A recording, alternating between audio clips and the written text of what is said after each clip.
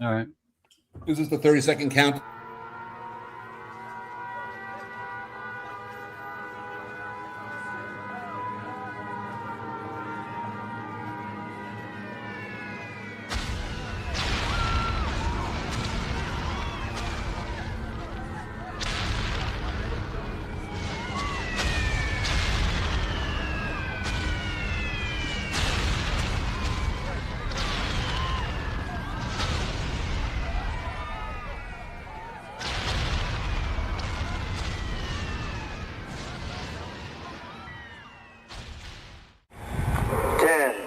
Nine, 8, 7, 6, 5, 4, 3, 2, 1.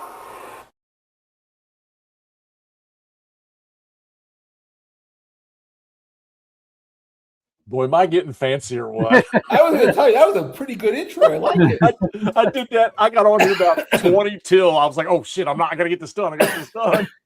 Wow, that was impressive for quick. I got to tell you, I was digging it. I was digging it. But it had a 30-second countdown clock. Yeah, that gets kind of lame after a while. I just got to come up with one that's just general, that handles all of us, and then a clip at the end. Like I was trying to get you on there at the end. I was like, oh God, I'm out of time. It's okay. But that would be so cool to get one. My God, Saturday night, I can't even remember the last time I did anything with you. I think it was the last time I did. Phil, I got to talk to you too, buddy. The last time I did this was when you all finished up the Rebel Fury game, the Chickamauga game, I think it was. Yeah, about a month ago. Yeah, and I think I got on and live stream one night playing that no turning back scenario with the massive confusion towards the end of the fight there. It was, but I will tell you, that was an epic rules destroy I've game. Never done that in my entire life. But I tell you what, I've got two scenarios, two different maps set back here, and I've got what's really cool is the two different scenarios. I don't need the counters. There's no crossover counters. So I got those two scenarios set up back there. And then, of course, I got the TCS game I'm playing right here, which I think TCS is if I didn't have any ASL to play, TCS and Band of Brothers probably all I'd play for tactical. Yeah, Judd Vance got, God rest his soul, he kept telling me, so I got recently the Old Breed. That's that system, right? Yep. And, I'm a sucker for anything Guadalcanal anyway. So I have it. I punched it out and I started, I've got so many games that I want to learn the rules to this summer, and then you go make me, do line of battle. So I'm like, I'm going nowhere fast. I got to be honest with you. I need to get Todd. Todd knows Nick Roser, and he was on the other day with the MMP podcast. I need to get Todd to read. Todd said he would reach out to him. I need to get him. I want to get him on here with us because he does comment when I post a little video, and I mean, I know that Dean created the system, and who's taking care of it now? It's Carl Fung. Oh, it is Carl doing it. Yeah, Carl's a prince. I mean, so okay, he's a prince. That guy. He's a nice man. I know I've met him somewhere along the way, but he's really doing a lot of the heavy lifting he's more or less picked up BCS. He's picked up line of battle, and I think he got another. He basically picked up Dean's stuff, right? And he's good. I mean, he will as time goes on, and he sort of time will remove him from Dean. Dean cast a big shadow for all the right reasons. One of my favorite designers, by the way. But over time he'll start to establish his own place. But he's too good. He's very good. Right. Let's call out real quick who we got on here. So obviously. Oh, one of the Sweet Brothers is on. Twin, how you doing, buddy? We got Chuck. We got Slav. Who else we got on here? We got Jeff Edwards. Thank you. See you. Good to see you. Phil, tour guide Phil. I'm going to have to email you, buddy. I want to tie down some final things. Turns out, I know we've already got at least one or two people that have already booked their hotels for Gettysburg in October. Yeah, I told you my wife's coming. Bring her. Oh no, she's going to go shopping, but I said we haven't. She likes Gettysburg. She's been there a lot of times because of me, and so she's coming. I'm looking forward to it. You guys will like her. She's if you like Italian girls, you'll like her. Wardrobe will be on here. He's having a little car hiccup, but he'll be on here. Andre, Richard Care, how you doing? Pete, Almost Arthur's Pete, here. getting close. Brian, how you? Joe Hammond, I see you. Arthur. Yeah, I got to ask this. Well, first off, I don't have any. Like I said, I told y'all for real, I don't have any plans. I don't think Mark has any plans. Yeah. Alan might have a few things, maybe. Well, but I this is I what we're started here this. for. Yeah, I started this mess. It's Saturday night up here in New England. We have potluck suppers. I know you have them all over the place, but up here we have them all the time. So it's why not do a potluck war games? Talk about what we're playing, what's going on. You know, we'll try to get Mark to squeeze out more details of what's coming down the bike. You know, get Hexy going here again. See how his nuclear war game option is these days. You didn't read the optional rules? Hey, I do want to ask a question now that Free Dog's been out for what, a month, 2 months, maybe now? Yeah, a couple months. Just this is for you people in chat. I gotta tell you, I think I see some people still first getting their copies. By the way, Yeah, I especially saw. overseas. Yeah, well, There's second still people chance getting game. them. I saw them post about a week and a half ago. But I'm Yeah. curious, you all in chat, how many of y'all are regret, or how many of y'all did not pre-order the game and are regretting it now? Anybody? Anybody at all?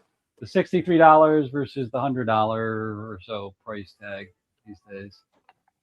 I bet. Oh, there's Nordic. He just came in. Hey, Bob, how Nordic. you doing? Elevation. Elevator has guide rail. Very nice. Wait a minute. That almost sounds like Tom Fernbacker. Because I think he works on elevators. Bob, how you, sir?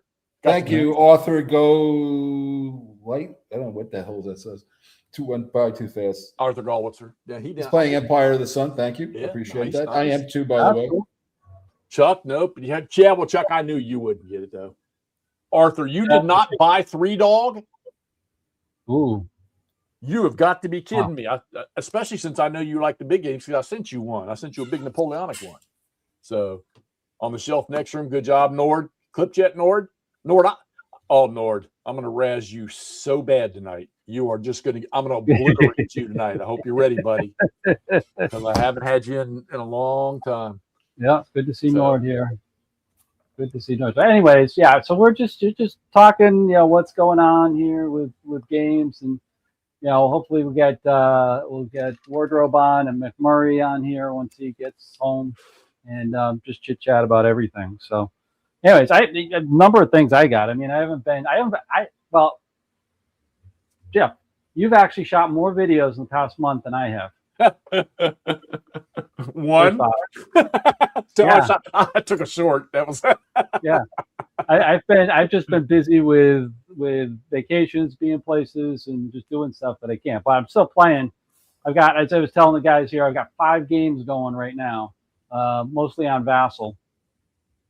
With it, 2 of them are from a designer who happens to be on the show tonight, which is awesome because I've taught 3 people now with the series, and they're all liking it, and they're coming on quickly with it. So, which series again? I'm sorry, which series?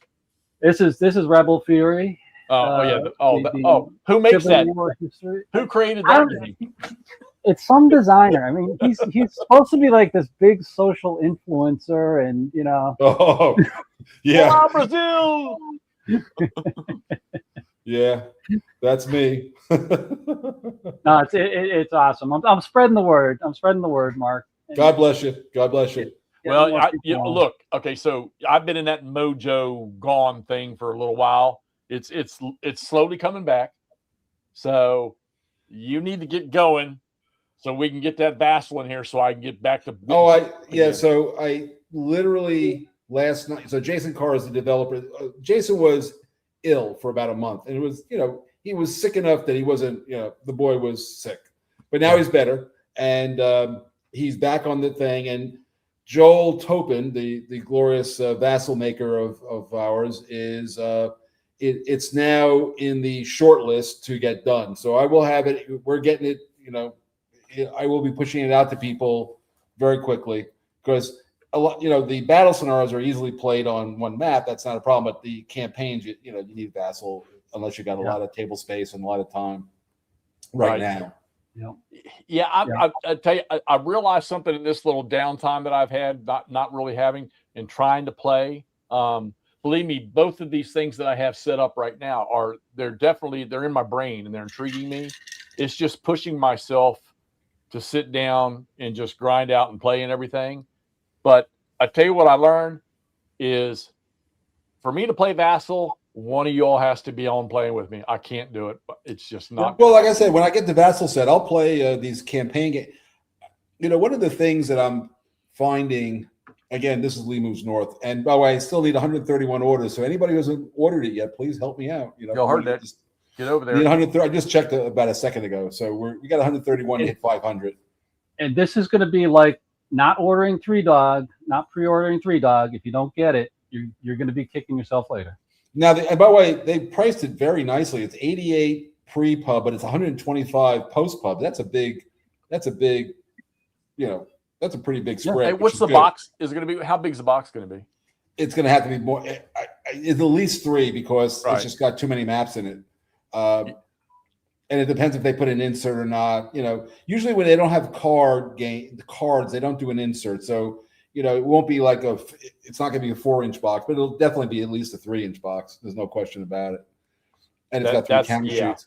But what's interesting is of the camp, so the battle scenario, there are 7 one-map scenarios. So if you never did anything but play the one-map scenarios, you're playing Gettysburg and you're playing Antietam, tons of stuff to do. Nice. But the campaign games, what's interesting is that I have a June 28th campaign. That's the day that Meade took over the army. And so there, the Union armies are like around Frederick, and Lee is around Chambersburg, and Ewell and his boys are already over in Harrisburg and York. So that scenario, from my experience, which I played it, like half dozen times because it takes a little while. That one seems to generate a battle around Gettysburg area pretty consistently. That's like there's no special rules to make it happen, but it seems to work geographically. That's what happens. But the June 23rd scenario starts when Hooker finally starts heading to the Potomac. So Lee is still crossing the river at Falling Waters. You might know where that is, Hexy. Yeah. I think out your window somewhere, probably. Yeah, open the curtains, we'll see it. Yeah. Look out the window, you'll see Hexy's that direction right there. Yeah, and boy, literally, guys on Maryland Heights are watching these guys cross the river. So everybody goes, "Oh, they didn't know where the Rebs were. They were watching them cross the river. For God's sake, they knew exactly where the Rebel army was. They were looking at it with telescopes." But anyway, all that aside, that one has so many options because of the geography. The Union army is still coming up, and Lee doesn't have to go all the way up and over. He could just start coming across earlier, which was more the Antietam plan.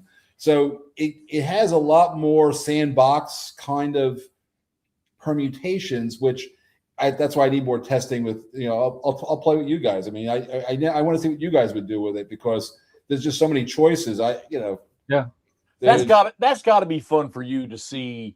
All right, so you build it, you create it, you design it, all the bells and whistles, and then you put it in somebody else's hands and you see what the hell they do with it. Absolutely. I love it. And I actually have found, I mean, no shade on anybody who's a blind tester for anybody, but it has been my experience that 90% of the useful play testing, I am personally observing the game or looking at Vassal files of the game, because I just find that that's far more useful to me personally, seeing the actual play. Right. Well, I think especially with the system that you've got, because there's so much interaction that the variability is just how each person plays. Mm-hmm. And as you guys play Cold Harbor, if you move this guy first before this guy, things can come. That line forms in different places. You know what I'm saying? That's good. I mean, that's what you want in a game. Yep. Yeah. I was just commenting, like I said, I got one of the games and I'm playing Spotsylvania right now, and I've sent you the files when you get a chance. The second one, I started looking at it. I got it. The second one's really interesting because all of a sudden he made a move. He didn't even see the move. I didn't see the move, and we're like, oh my God, that's probably the best move possibly of the game. Hey, that's glorious because that's when things really, that's where some skill. I don't mind games where skill matters, right? Yeah.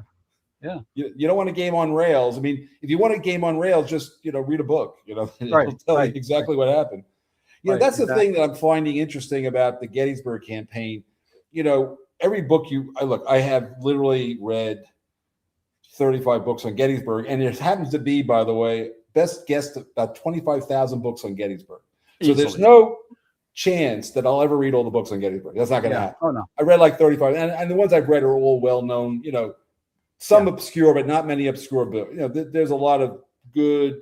But they're talking about what happened, and like some of them, like Coddington talks about what might have happened or could have happened somewhat. But it's just interesting to me that how much this battle, and when you look at Antietam probably only has, still 2,000 books on it, but that's the next largest battle that has books on it. Is Gettysburg's like 25,000, and then 1/10 of that money is Antietam, and after that, and Vicksburg has got a fair amount in the West, but it's not nothing's in the ballpark of Gettysburg, right? Nothing's even close. And it's just interesting to me, and when you actually look at the maps and all of the trails and the way and some of the books, like we'll talk about, well, there was this gap and there was this gap, they didn't use them, but you start to see there were a lot of other possibilities that never happened. These are the paths not taken, and that's when the game gets really interesting to me. Yeah. Well, you take Gettysburg, and it's pretty much. Look, Antietam, Sharpsburg, that 1862 campaign, that didn't accomplish. I don't think that accomplished a whole lot. But Gettysburg in '63, the possibilities there for the South. That's pretty much the main focus, I would say, in the Eastern Theater. But then if I'm wrong, didn't Batchelder, didn't he jump right on Gettysburg, making it a park immediately? He didn't waste any time. No, you're correct. Backler, I'm not sure how you pronounce his name, but I always say Backler, or at least that's what I've heard. It's and Backler, if you don't know, by the way, you can get him online. But my wife, for an anniversary, 20 years ago, Backler did 3 poster-sized maps of day 1, 2, and 3, and I have them framed in my kitchen. She got them for me, and I framed and I hung them in the kitchen in New York. So it's cool. But what's interesting is Antietam is difficult because of the the Lost Order stuff, right? The 3 Cigars incident. Right. So in the game, I'm not one to look. If people like to look, if you want to dice off when does the order get found or if it gets found, I'm not into that as much. So the scenario that I have in the game, I call it Order 191. It starts the moment that McClellan gets the thing in his hand. Because that triggers his response, which caught Lee off guard, because Lee was waiting for him to be. Do you think it's a lost cause? You mean like Edward Pollard's book? You mean? No, I think he's talking about just in general with the South. No, look, I'll be honest with you. I designed for the people. Every book I've read, the South had and Lee, by the way, his 2 invasions were designed specifically to try to alter the political dynamic in the North. He wrote that to Javis. This is not me making this up. He wrote this it's all in the OR, but he wrote out what he was hoping to do. There are letters he wrote to Seddon, the Secretary of War for the Confederacy, that he was hoping that a victory in '63 would in fact change the mood of the Northern public, that Lincoln wouldn't get reelected. That was what he was trying to do. Didn't accomplish it, but that was his thought. So the South could have won the war, but not materially. They had to get a compromise candidate into the presidency, and that required battlefield victories at certain times, and that didn't happen. Well, and it wasn't one of the things McClellan, when he was running for president, I don't know if he was specifically, a lot of people saying that I think even some in the South were thinking that if he would have won the election, they would pretty much sue for just stopping it and just splitting the country in half. So what happened was, the thing that got Lincoln, and everybody goes, what's the turning point of the war? The fall of Atlanta is the real turning point of the war. There he is. Hey there, Wardrobe. What's up? Get the car problem worked out? Yeah, sort of. Sort of. Enough to get me on here. Anyway, just to finish up the thought is, so McClellan, the Democratic Party had a platform of negotiation. McClellan said he wasn't supporting that. He was still running on that. That was the platform. And the feeling was that if there ever was a armistice, temporary armistice, they would never go back to fighting. You know, that would have done it. The fall of Atlanta is what flipped the, you know, it was a referendum on the war. And if Lincoln wasn't winning the war, they were going to go, the electorate was going to do something else. And I want to let me address something here. Andre, I appreciate the question. That's a good question, but that's not something that we don't discuss that on this channel with those kind of current events. Apologize that you're not getting the coverage down there. I wish it was better, but none of us here can predict what's going to happen over there. So I again apologize that we can't answer that for you. I must have missed something, but okay. Yep. Anyway, so I think the fall of Atlanta was what cemented Lincoln into the office to finish the war. But if McClellan had won, I think the South might have been a separate country. Yeah. Just jumping back, you spilled a little bit of the beans of order, finding the order on there. So it starts at that point. So all the units are pretty much back a little bit around Frederick, and then they're actually most of the army is east. Well, they find the order. So in around September 6th, 7th, 8th, 9th, Lee crosses the Potomac, and his army is around Frederick, Maryland. Yeah. And then they pull back, and at that point, Lee is waiting to be attacked, and but it's not happening. So he starts doing some other stuff, and then finally McClellan was not actually in charge of the field army.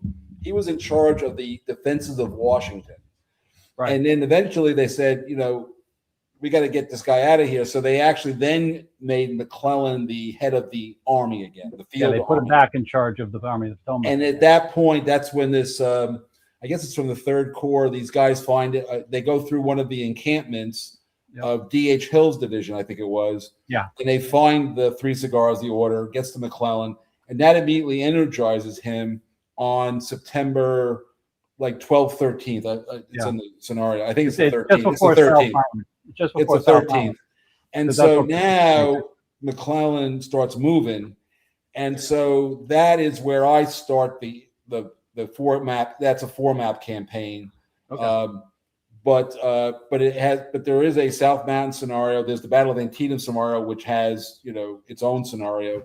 But then there's this campaign, Order 191 campaign, where, you attack, the attack on, they got to fight their way through Turner and Fox and Crampton Gaps. And, that's the South Mountain battles. And then of course, Jackson is diverted. And that was the thing. It was interesting that what surprised Lee was that the Harper's Ferry garrison, which is not far from where you live, Hexie, just didn't run away. They were surprised by that. And his line of communication ran right. He needed that line of communication.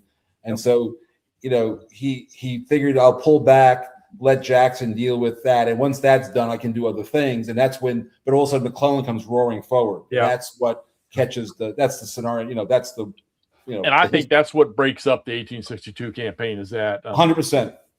Nord was talking about, he just picked up, Todd. Oh, I read that. Oh, yeah. That's that is it's Hartwig, isn't his name? Yeah. Mm-hmm. Yeah. Hartwig's books. He wrote 2 books. There's 2 of them. I got the other one, I think. We bought them the same day at Antietam. And they are they're incredibly detailed and useful. I read them both. As did now. Here's a good one. Here's a good one here. If you want to read that, I read that already. Oh yeah, that's a good book. Yeah, I love that book. Yeah. Did you read? I got the first book I read on the campaign. One of the oldest ones is from. Was it from Cedar Mountain to Antietam by Stackpole? Yeah, that's the other one. Yep. To Antietam Creek. Yep. Oh yeah, it took me more than a day to get through those 2 books. Audiobooks on Amazon. Todd Good does a lot of long that. drive. Todd does a lot of audio stuff. Yeah. And of I course, gotta tell you something. I can read faster than they can talk. So in Gettysburg, obviously the Atlas is a must-have, but the Fahn's first day at Gettysburg is, Yeah. I think that's a wonderful, wonderful book. 100%. And so is his. He's got two others. They're hard. The second day book is hard to get without spending a fortune. So I have it on. I had to get it from interlibrary loan. I didn't feel like paying $150 for that book. I got it. It took me like a month to get the book through interlibrary loan. But then but the one I did have was the book on Culps and Cemetery Hill is a good one. Yeah, well, of course, that's Sears. Now, see, I talked to a lady in Gettysburg that knew Harry Fahn's. And matter of fact, I think that's where I bought. Is he dead now? Is he dead now? I don't know. This is a while back. Yeah, that is like a Bible to me. I have 3 copies, by the way. She told me that he even said that his book on the third day, the Cemetery in Culps Hill one, he even thought they were bad. Really? Yeah. Well, I read it anyway. Yeah. Well, and there's a couple of other. I mean, look. I was going to drag him down here, but it's just too many books. But I read like a dozen books on Antietam. You just showed me 2. There was the Cedar Mountain 2 one. Then there's obviously Landscape Turned Red, which is the other Sears book, which is an earlier book before he wrote the Gettysburg book. I found out somewhere along the way. Obviously, you guys know who Bruce Catton was, right? Yep. Oh yeah. He mentored Stephen Sears. Yeah. I had heard that before. Yep. Yep. I want to ask he helped him. He kind of tutored him and kind of read some of his manuscripts before they were published.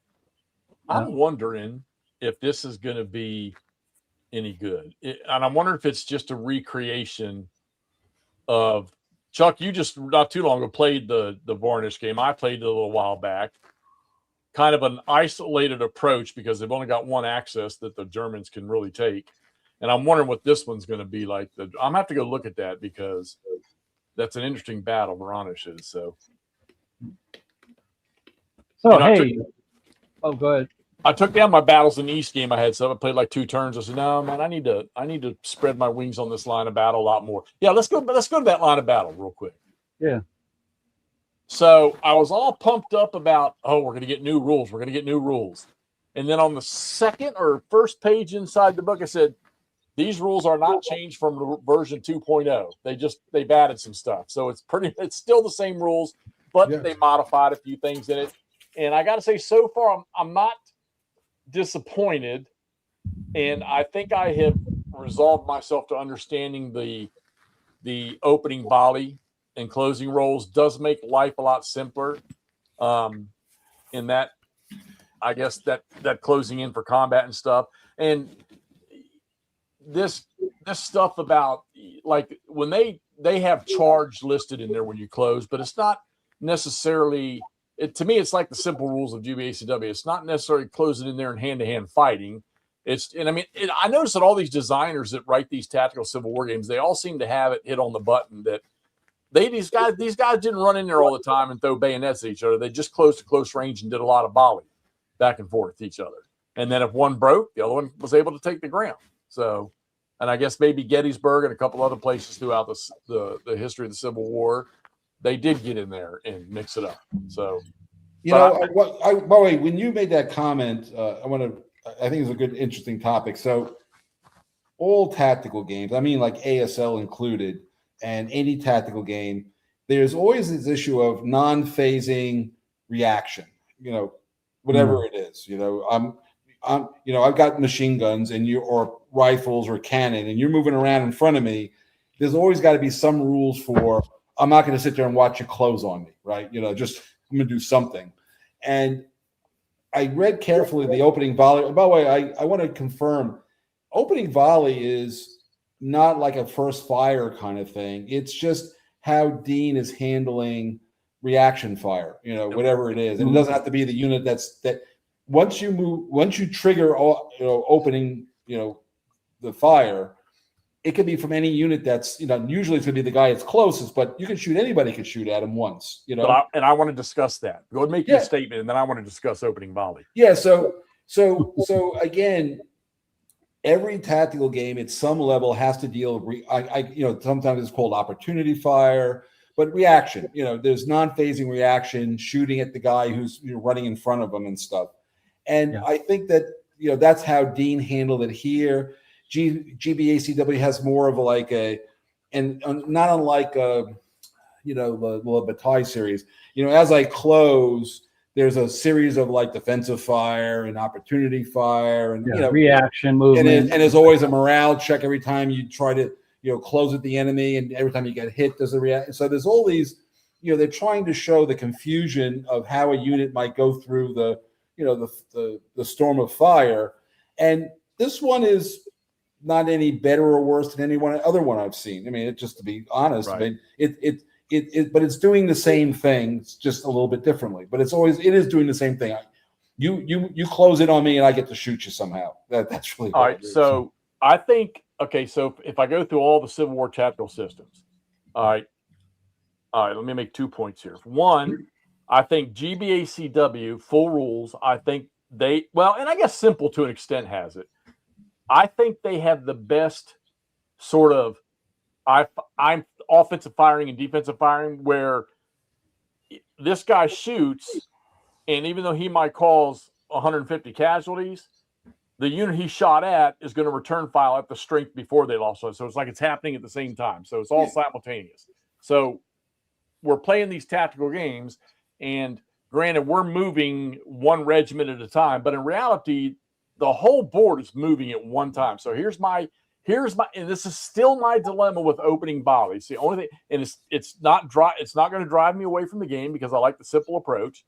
Is it says in there a unit can open volley an unlimited amount of times. I don't like that because you got, let's say there's a brigade moving him with 5 regiments moving in line in his direction. They're moving at the same time. How can that one regiment that's going to fire open volley shoot at all 5 different regiments? I like the idea of anybody can shoot. It doesn't have to be that unit. All right. But I'm just a little lost on one unit being able to just unlimited opening volley. I hear your point, and I don't have a dissenting voice to what you're saying. But it is the problem. So here's the problem, So one of the reasons I have come to favor interleaving movement is that is the closest thing I can think of without plotting where you get sense of simultaneity, right? Nobody's going to get to do all their things first. But regardless of but a tactical game is different. It's very obvious, at the grand tactical level, at the campaign level, it's a little bit more smushed up, right? The time scale is different, the scale is different, so you can kind of abstract that stuff. But when you're at the tactical level, you're moving in front of me, and I want to shoot you. And by the way, it's one of the problems. Any of the combat commander, even the venerable up front, I don't have the card that lets me shoot, drives people crazy, right? Yeah. But that's this whole how much interaction is reasonable. And what happens is if I know that you can only shoot opportunity fire once, then I will then send some guy in to suck up the bullets, and I'm going to send other guys. You can't stop them. So this is sort of responding to that aspect of just gamer stuff, which is hard to deal with sometimes. Yeah, and that's why ASL came up the way that ASL is now with the whole multiple defensive fire and such.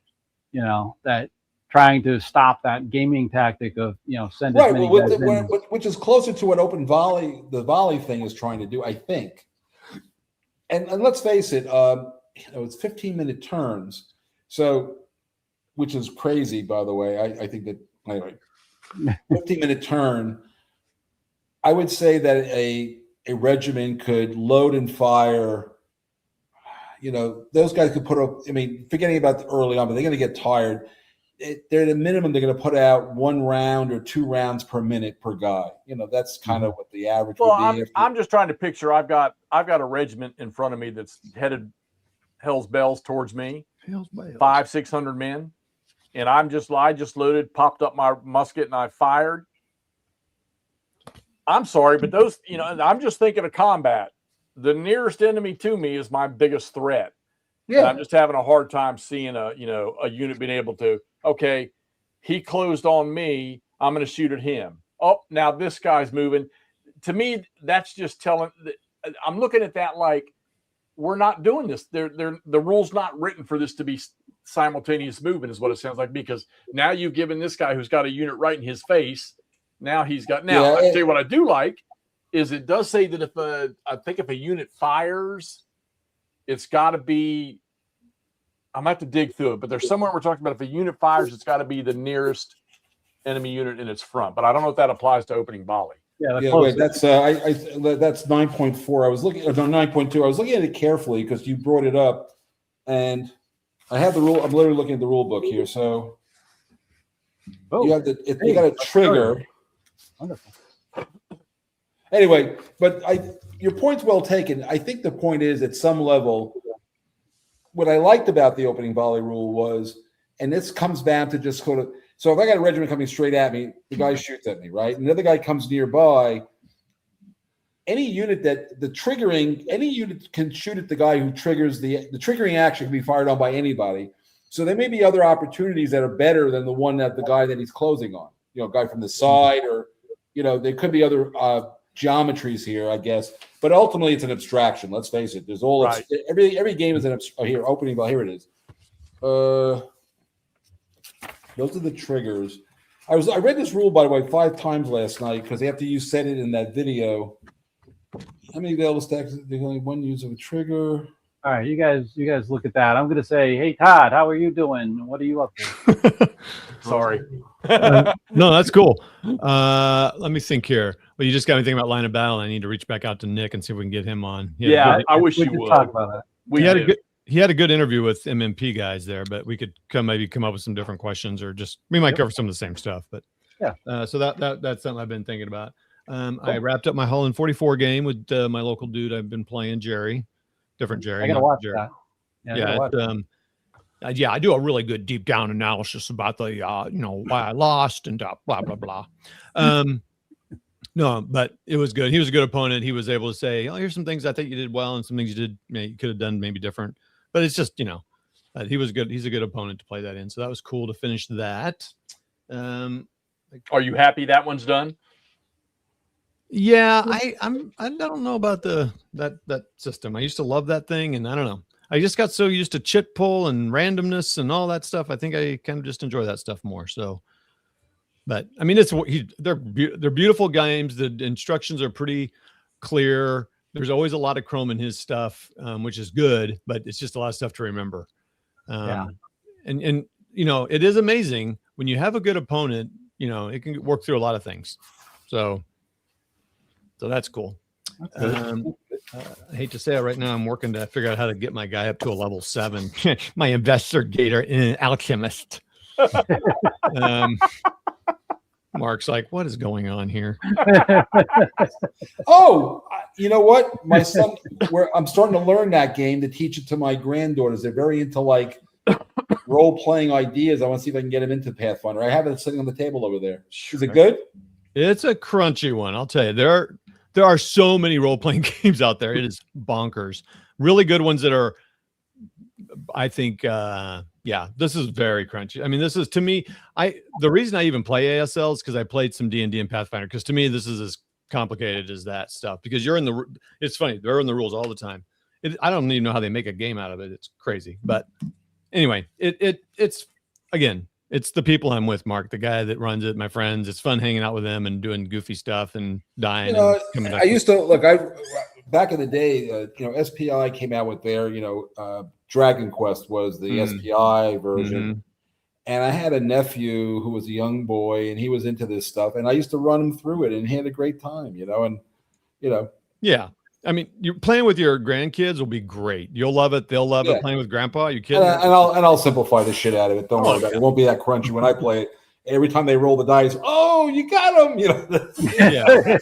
Yeah, exactly. Yeah, my friend, he's running Shadow Dark, and he was playing with some kid, his nieces, nephews, and some friends, and they were just doing all kinds of crazy stuff. I can't remember what his niece did. it's just some, I mean, because their minds are just everywhere. So they can think of some really stuff that we'll never think of. And gosh, what was it? Oh, they're going into battle against who knows. And she's like, okay, all right. I don't remember her name. Mary, what do you want to do? And she goes, I dropped my sword. And everyone's like, drop your sword? Yeah. I take my bag of lemons and I start hitting him with my bag of lemons. He's like, okay, roll for it. Let's see what happens. And who knows? She did some damage to him or whatever. And It's kind of cool that you could do that, though. I mean, yeah, no, and you just say yes, and all right, let's do it. And then you could joke about how the stuff gets in their eyes, the acid, and like, I don't know. So, by the way, so the first time I ever played D&D, Gary Gygax was the game master, and the key lesson I got out of D&D that I've used in life is you always talk to the NPCs, right? And so I'll be in a town that I've never been in before. Like I was in Newport, and these guys I was with, they go, hey, where do we get a burger? So I see this guy mowing the lawn. So I go, excuse me. He goes, you live around? He goes, yeah. He goes, if you were getting a burger, where'd you go? Oh, yeah, go down one block and go to the right. So you talk to the NPCs, everything works out great. Exactly. That's hilarious. I talked to an NPC today, and we had a lot of things in common. Anyway, that's cool. Yeah, it's all about the NPCs in my mind. Yep, I think you're right. So Anyways, that's what I'm working on. There's a new it's not a new miniature game, but it's a miniature game that's been revised, and I help proof it as I do. And I think I'm getting a copy of the game. I think McMurray's going to be able to get a copy of the game. What is the name of the game? What is this game period on? Oh gosh, they changed the name of it. It used to be called Iron Cross. It was a miniature rule set before World War II, I guess. It's for World War II. Yeah, it's like it's like company level. So each stand's a squad, and you got each tank's a tank, and it's a pretty easy system. It's not too complex. So anyway, McMurray and I played, and the guy said, "Oh, if you got a buddy that'll play it with you there, I'll send it to you." I was like, "Whoa!" I mean, you rarely get this for proofing. So I was like, "Yeah, this is awesome." So he's sending me some nice stuff. So that's coming out in the next couple of weeks. Did you ever play Sergeants? I never did play that. I saw it, but I never did play it because I was like, I got back in the day. I literally have a ton of that stuff. I can put up an entire French village. Yeah, it was cool looking, but I had other stuff. I played it for a while with my son. He loved it, and you got these cool cars. I think every game has secrets that people aren't discovering. What do you mean by that? I'm kind of curious what you mean by that. I think this might be one of the viewers off our vertical. No, it's not. No, he's been. Oh, Andre's normal. Okay. Yeah, Andre, I'm kind of curious what you mean by that. Like, what do you mean? Like you have an example of one you mean? I'd be. Yeah, I wonder what a secret is. I mean, yeah, let me hear. Let me see if this. Oh, holy shit! No, I'm curious because that's an interesting question. Well, Nordic, I'm not running the game. By the way, just as a side, Hexy. Oh yeah, back to your thing. I just wanted to get wardrobe in. Go ahead. Thanks for including me, Camp. I was feeling lonely. Oh, we want to include you. Oh wait, you were asking your shirt, Todd. There's a play note, by the way, on Line of Battle. It says, "Beware, separate triggers can allow an enemy stack to fire any number of opening volleys. You can't suppress the enemy by making dead bodies in front of them." So you can technically keep shooting. Now, if that bothers you, it's cognitive, dissonance. But that is the rule because there's an actual play note to it. There it is.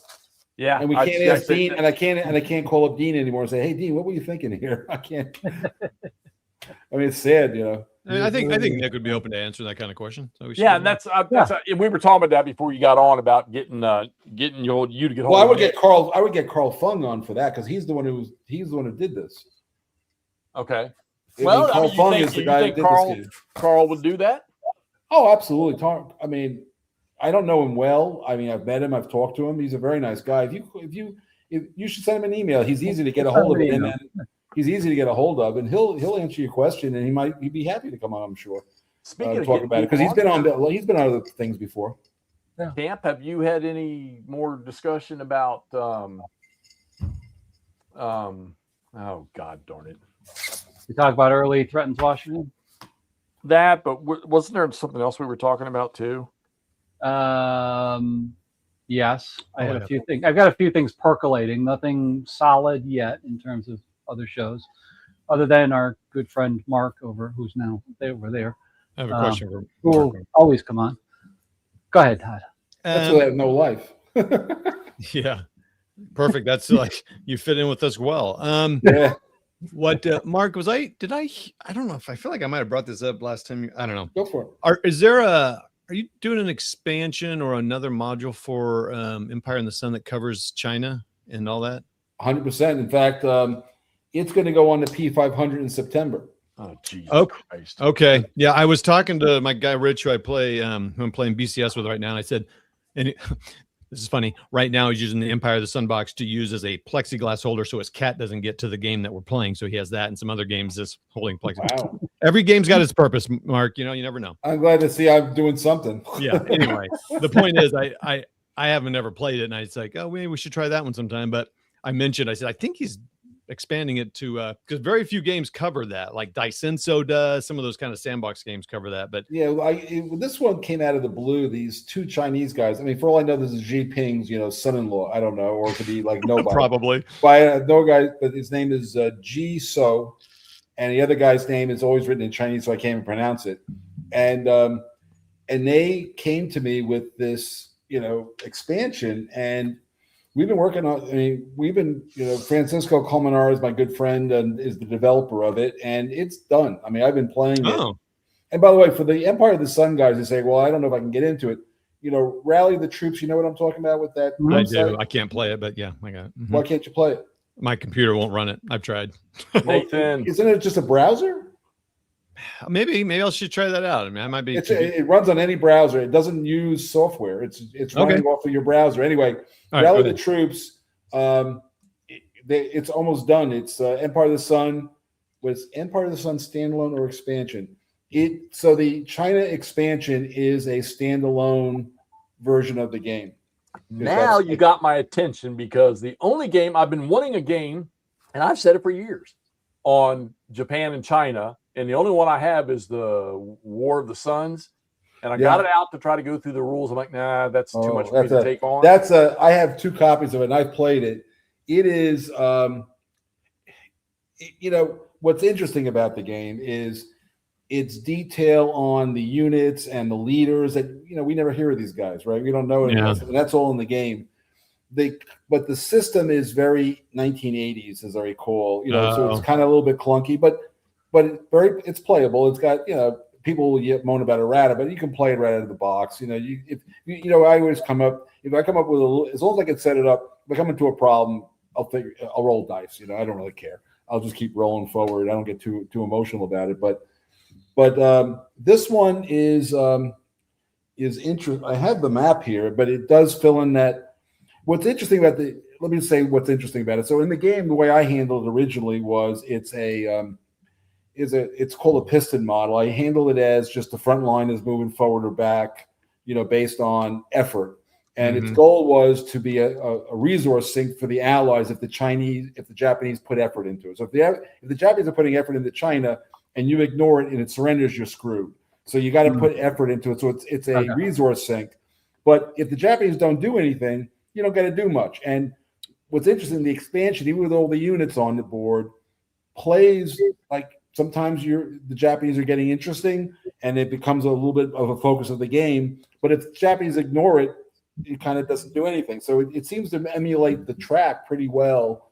And there's like 19 new cards specifically in the deck, and the map's different, obviously, and it's got some cool rules. And what Francisco's been doing is if somebody asked about the standalone expansion thing, I had them integrate the expansion directly into the core rules, but in red. So you get a version of the rules. So you don't have to go looking up, you don't have to in your head go, oh, here's a rule, where does it go? It's literally in the rule book, where it should be. So I think that's going to help people. It should be pretty interesting to see how it goes. Well, that'll be interesting. I mean, maybe I don't know if it'd be worth talking about it on this when it comes out for pre-order, but maybe we could talk about it. Hey, just real quick, I noticed a couple things. Wise Guy, he's on here. Thanks for coming on, man. And then Andre kind of verified his question. He put the wrong question on the channel. He's watching 2 live streams. That's what young people can do nowadays. But I do like his question here. Hey, McMurray. Yeah. Hey, no, what's up? That's not the one I was going to do, actually. But go ahead. It's to what extent does logistics influence the outcome of a match compared to direct combat? And I don't know. I mean, that could vary by game, but there's a lot of games that do cover that pretty well, I think. Well, you know, OCS a perfect is a big example for logistics is OCS. Yeah. I mean, that's the key for that one. But yeah, Can't I mean, fight that's kind of without a big deal. supplies. BCS does it. I mean, GCACW does get to it if you play the campaign. Well, you know, it comes down to time scale. So Yeah. if you're doing the Battle of Gettysburg, logistics doesn't play a role because it's too short a period of time.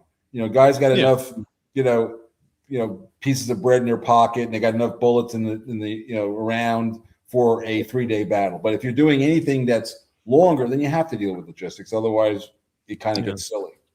Yeah. Let's address this question right there, or this statement from Nord. I already told Todd. What does it say? Someone should make a game about the Guadalcanal But campaign. it already exists. Yeah. Is that the Avalon Hill old one that somebody's redoing now? At company scale? I don't know. Was that company scale? I don't know. All I know is that I'm getting a Guadalcanal game from Vince Cooper. He messaged me the other day. Oh, Mechanical. Yeah, forgot about that. And there's another one. The follow-on was called Bloody Ridge, I think. Yeah. Yeah. So this is a very solid company level Guadalcanal. I mean, in fact, one of the only game reviews I ever wrote, because Berg said to me he had a magazine called Brog, Berg's Review of Games. I reviewed this game like, I don't know, 25 years ago. Oh, interesting. But and it's a Dean Essick game, by the way. It's quite good. Tactical combat system. So TCS. I mean, each counter is a platoon, I believe, right? I'm looking at the game right now. Yeah, but you're going to be you're going to have a company. Well, it's platoons, yes, but there are smaller breakdowns, like for heavy machine gun sections and all that stuff. And it's a command game, so you're kind of commanding companies and stuff. You're not like just getting guys scattered all over the place. So there's TCS right there. Which one is that? This is GD what? 41. GD is like Gross Deutschland? Yep. Yeah, they had GD 40, 41, 42, I think. Yeah, 40, 41. Yeah, anyway, so if somebody's looking for a Guadalcanal one, I would take a look at Mechanical or Bloody Ridge as a good start. And Dean, one thing Dean knew about was artillery, so he handles that very well in those systems. And it's got that. It's a little hard to play. It's actually easy to play solo and hard to play solo. You write these orders out, graphic orders of where you're going and all that stuff. And if you can forget about what you wrote, it can get interesting. Well, Mark, if someone told you they wanted a tactical Pacific game, land based, what would you go at it with? I mean, I just said Mechanical would be. No. If somebody told you to create one, what would you go at it with? I mean, tell me. If I was doing a tactical game. Mm-hmm. On what? On Guadalcanal? On the Pacific, anywhere in the Pacific, and it had to be a land-based tactical. I figured Guadalcanal would be a good one. Would Iwo Jima be a good one to get after? Or so the issue is Guadalcanal is probably it would have to be that or one of the New Guinea battles, because like when you get to Iwo Jima, other than the Japanese have gotten to this fortress kind of dug in doctrine, so they do counterattack, but mostly they're just, you got to dig them out hole by hole, is what you're doing. And and that's a good solitaire game if you want to look at it that way, right? Because the Japanese aren't going to do much other than open fire on you all the time. But Guadalcanal does have the Japanese coming in and maneuvering in the jungle and coming up on attacking the different spots of the perimeter. But ground combat in the Pacific is, ultimately Tarawa was probably pretty good. Tarawa has always been, the Japanese, and again, the one thing they didn't know is they killed the command cell got wiped out by a 5-inch shell by accident that nobody knew about. That's why there was no Banzai charge the first night, because there was nobody to call one. So a lot of funny things happen in wars. The biggest missing element of the Pacific is the Battle of Ley. Well, that's a good one. Also, that's the Australians fighting their way through a lot of nasty stuff. And remember, the one that I've actually got if I could figure out how to do a 3-dimensional board, Kokoda Trail would be really interesting. Yeah, there is one. Boy, do I have something for you. There we go. McMurray's on here. What do you got? No, just if if I could figure out how to do a 3-dimensional board. Yeah, Murray's got you covered. Gaming. Well, you have to talk, Murray. If you got a 3-dimensional board, I'll put a game on it. Like, oh, great! Now you got to make it. Okay, let me holler at Pat. We'll play. I mean, Rommel. I wish Rommel had rules for Pacific. Yeah, because that is a really good like midway between, right? It's in a miniatures format, but it feels like you're kind of playing a board game. Yep. It's got squares on it, doesn't it? It's gridded, and just you get the combat efficiency for each base, which is a platoon. It degrades like you're flipping to the next step, right? It's not you lose one figure, you'll lose another figure, or you hit a point, it's gone. It degrades like you're rocking through steps. That'd be pretty fucking cool though, especially because it's almost operational level. The idea is that what has Marcus done on 3D for TCS? I haven't seen what that is. 3D hex board for TCS. When you say 3D, I mean you just mean showing what a lot of the times what the guys do is they like take the map and then they take each layer or each elevation and cut it out with like not MDF but like foam core. So they reprint the map on. People do ASL boards that way too. It's insane, but it looks pretty cool. Especially it's really helpful.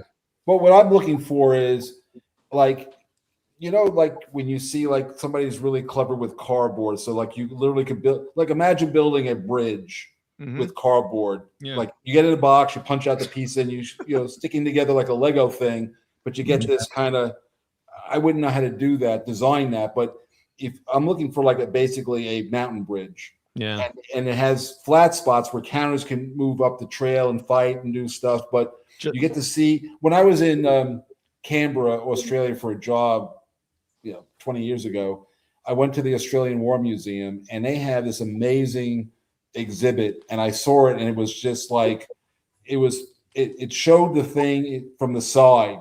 They showed the mountain, the Kokoda Trail from the side and all the different battles. That's the game I would want to do. So, but you got to have this physical. Yeah. And I can't expect people to start cutting out and doing physical. What you're talking about is arts and crafts. It's got to come out of the box where they assemble it. I've played it. I've played it. Anybody else? I'll bet not. I've played it. Calm down. God. There was a battle done at Historicon this year. It was all about the Revolutionary War primarily, and a guy redid I don't know the battles. I don't know the battles from the Revolutionary War, but some mountain hill, very big hill battle, and he did it to scale. Oh, Kings Mountain. Okay. Yes. Yeah. And that's the one down in South Carolina. Okay, he did it to scale, so the figures matched the thing, and he did. Wow. He built it in such a way that the slope wasn't too much, but it was still to scale, and he put felt on the bottom of the figures, so they didn't slide off. You were able to move them up without them sliding down the hill. I would like to see pictures of that. That must have been cool as hell. Yeah, it is pretty. It's pretty awesome. That model, I call that model railroad kind of talent. Yeah. That's like, I've seen guys, there was a guy in my neighborhood when I was a kid, and he was one of those guys, and around Christmas time, he would invite people in, and he had in his basement, the whole basement, was just, I don't even know what to describe it. It looked like an alpine railroad track and things going around and stations, and it was insane. And it was obviously like, a life's work, but it was beautiful. I don't know whatever happened to the set when he passed away a long time ago, but what an amazing, like I said, I've seen it. It's amazing to see. Yep. Doug, do you want a game that is specifically designed as a solo game, or you just mean any ACW game that you can play solo? Because any of the GBACW games, this line of battle stuff, well, if you're going to write orders, it can be you can just do it. Well, look, It depends No. on how much. If Whoa, you what's play, that? McMurray, you're echoing. There you by go. the way, the Worthington has a game called 1862, which is like a State of Siege game. Oh. Totally solitaire, beautiful little game, but that's like, it comes in a box like this big. It's Yeah. a good travel game. I've played it a few times. Got nice cards. It's worth 3 or 4 plays for sure. I've played it 3 or 4 times. I had a good time, and I have the box sitting. After you play 3 or 4 times, kind of you're there.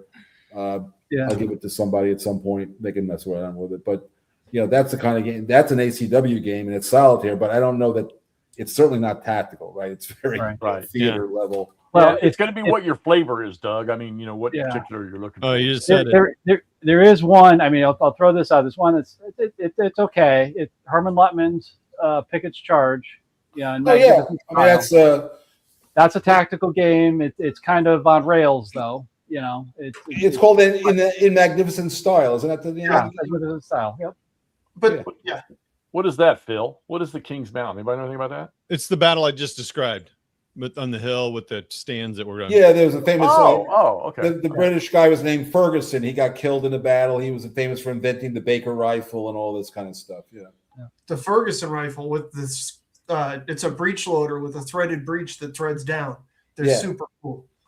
Yeah, but I think he was the guy who invented it. He was killed at Kings Mountain, I believe. Yes, he was. Wasn't the Baker rifle the one that a lot of the Brits and Napoleonic era carried, with like sharps and Yeah, once the especially the peninsula, the 95th and the 65th in the North American continent, I think. Yeah, we're armed with the Baker rifle. I saw a So first- documentary about that the other night. So Also, And Kings Mountain is where like the backwoods guys kind of came together, and they were pissed off and they took them out. And, See, and I think most of the British guys were not British, or they weren't British regulars. They were mostly Tory units, I believe. Tories. Yeah, they were They're Tories. mostly Tories. you lose me before the Napoleonics. I just, and then and like I say, the ancients it's still kind of new to me, but I'm having fun with the ancient stuff. So Well, good. By the way, when I see you, I ended up with an extra copy of Thunderbolt, so I'm going to dump it on you just so you can be tortured. his heart's going to be broken, Mark. hey, he was the one that told me, knowing what I like to play, that might not be up my alley, but it looks so damn good. Look, I said I will give you a look copy good. of Gettysburg, and then you can try it. And if you don't like it, you can give it to somebody else. How's that? I would say yes. Yes, it does. The only thing I would ask though is don't sell it. Give it away. I don't want. No, yeah, I would definitely. As long as you give it away, I'm good with it. So there's a lot more people I want to ask that question again. Or I asked earlier. Is there anybody that did not? You didn't order 3 Dog Deluxe and you're regretting it now? Everybody who didn't order 3 Dog Deluxe is regretting it now. Exactly. Why is it out? Yeah. No, I mean, is it out of stock? Oh no! I'm no. just curious because it's been out now 2 months now. So Now you had the great price. You guys know what was in the box. I mean, for the $63, you got like a ton of stuff, and now it's what 108, 115, whatever it is now. you still got There the you shrink wrap on it. No, I don't. No, I don't. That's not true. Look, Yeah. that's not true. Oh, okay, Lying. okay. You lie, sir. You lie. But I will tell you that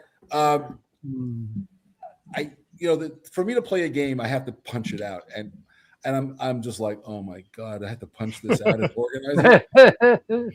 That's what's holding me back right now, but not the game. It's just like, oh my god. Jeff, I do have mine clipped now. Oh, Whoa. it took you 2 months to do it? calm down, you know Jeff. what? I think what we're going to do is on Gettysburg on the 19th of October, instead of touring the battlefield, we're going to have a Hexie teaches clipping class. Nice. You guys know who Gary Mengel is. I think I've said this before, but Yeah. I got a copy of I've always liked Krieg, Total of Krieg, and I got Axis Empire. And I look at this thing and I'm going, oh my God, look at all those counters, and I have to organize this thing. And then Gary Mengel was mentioning that there was this one game he really wished he could get on the Pacific. And I happened to have the game, and I had bounced. I'm not going to say what it was, but I bounced off of it. I said, okay, I got it. I don't know what to do with this. And so I said to him, I'll tell you what, I will give you this game if you punch and organize my Axis Empires. And he went for it. So I have the best organized Axis Empires. And he's like you, Hex. He's got, these special millimeter clipping things, and he makes little inserts to the trays, and it's all organized like by date and size and color. It's so beautiful. I don't want to play it. It's so beautiful. It's so well organized. And I gave him the game, of course, and everybody was happy. So, I'll tell you what, Hexy, I'll give you Thunderbolt if you'll clip my GBACW. He'll do it in a heartbeat. Hey, Send it to him now. Todd, We'll talk you know what I'll afterwards. do? It's I'll coming in send the you mail. mine. It's coming in the mail. He will have it done. baby. He will have it done on the 19th. You give it to him in the morning. It'll I'm be all done. good. So I will. No, what I'll do is I'll take Thunderbolt and I'll take Okay. the GCAB something. I'll just mail it to him, and whenever he gets around to it, he'll mail it back to me, and he keeps the Thunderbolt. That would be great. This guy here- you're on. That deal's done. Everybody witnessed it. Everybody witnessed it, right? Bill Yeah. Needles. Bill Needles has a channel. Bill, you correct me if I'm wrong. His channel is called Punched. Oh, that's him. Punch Yep. is good. Yeah, you cool. do a good Very job. good. Yeah. Very I know. good. All right, here we go. Here we go, Arthur. I'm not going to convince you that it's better, Amen. but I'm going to say that it is phenomenal just as well as Blind Swords is. Yeah, I want to be clear. I think these things are apples and oranges conversations. They're all fruit. I got that part, right? But one's a banana. Yeah, we're all You know, friends for sure. When people compare,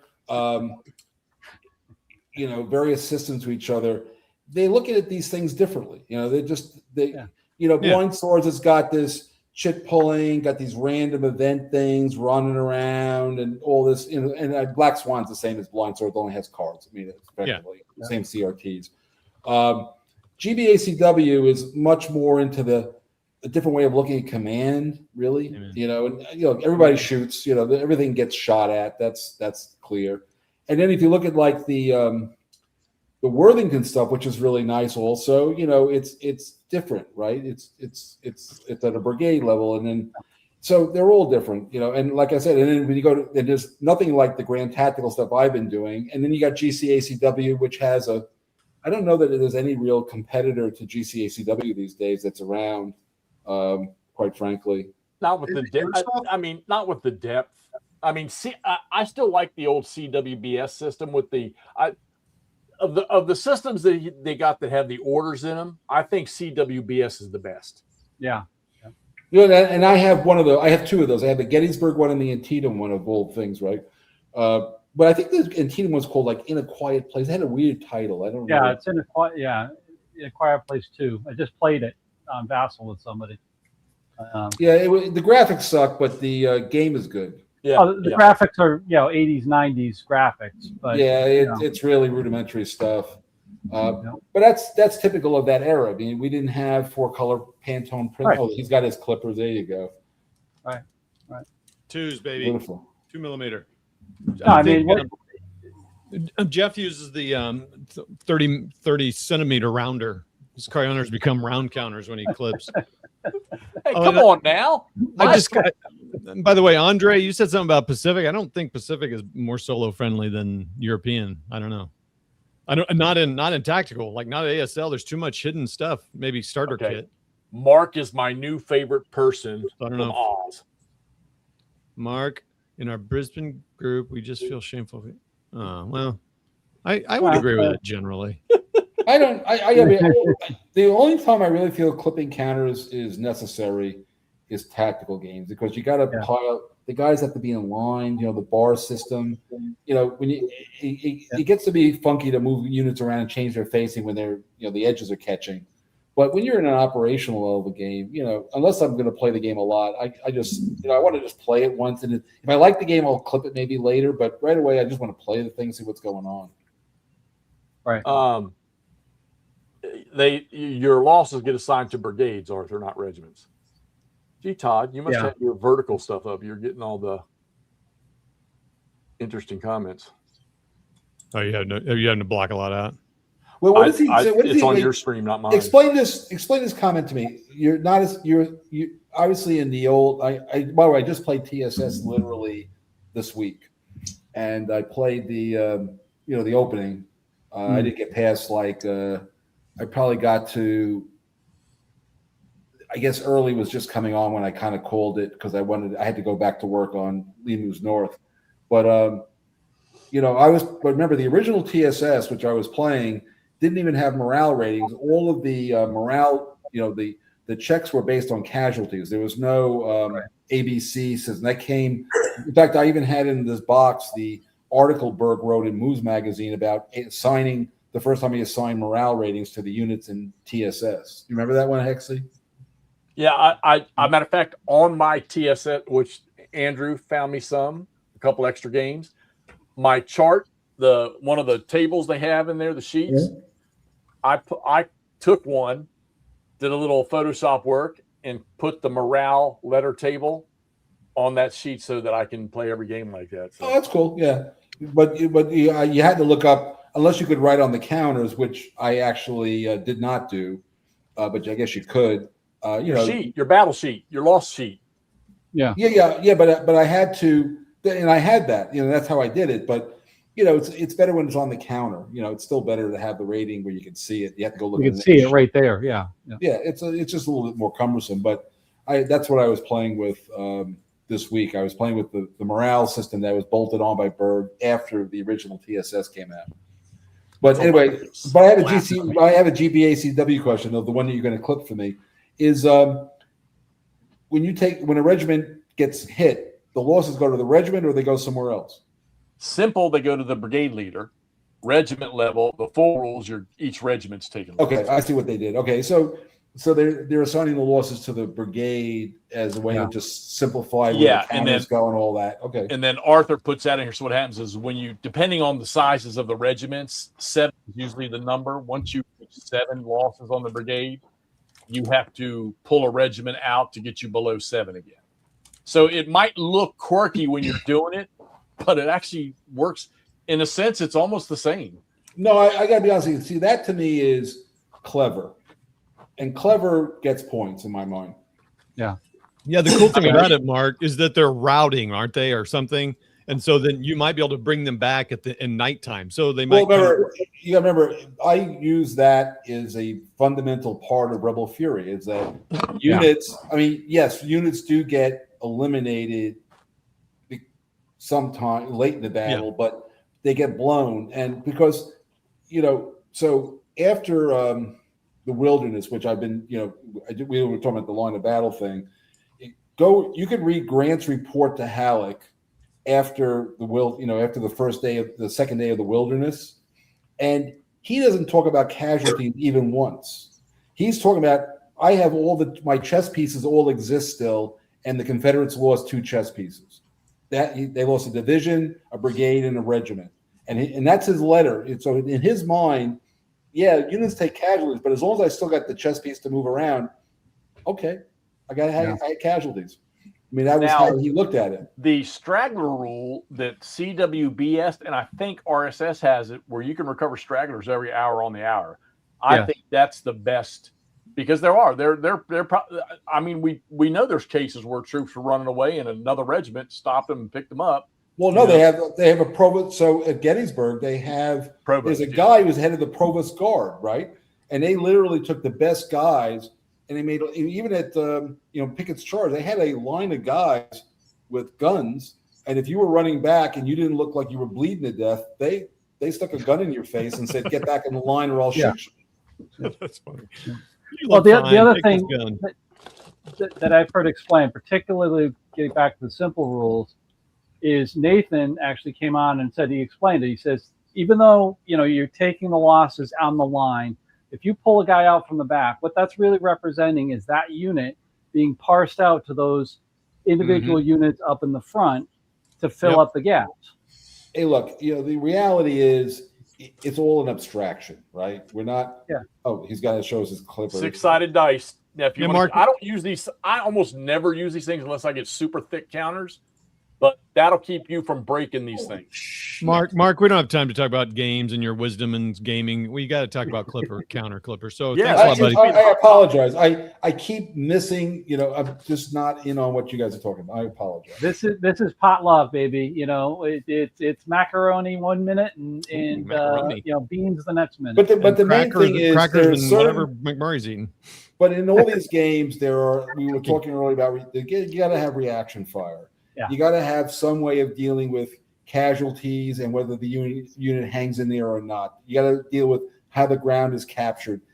Those functions have to be in every tactical game. Now, every designer has kind of looked at it a little bit differently, and the simple rules are looking at the same situation. See, I don't think, by the way, I don't like the fact that they're calling it the simple GBACW rules. I think they're just, here's another version of GBACW. It's almost a new design, quite frankly. I call them simplified.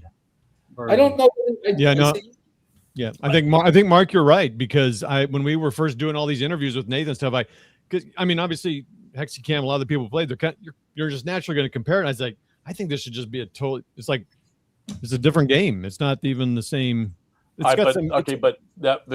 So from, I know probably from camp, you can, and I agree, you're right. It a whole different rule set, but I still say that there is transitional.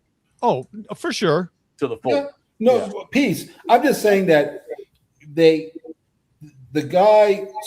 see, when Berg did the simple GBOH rules, Great Battles of History rules, they weren't though. Obviously I was part of that, and I looked at them and said, these aren't simpler, and they're really not.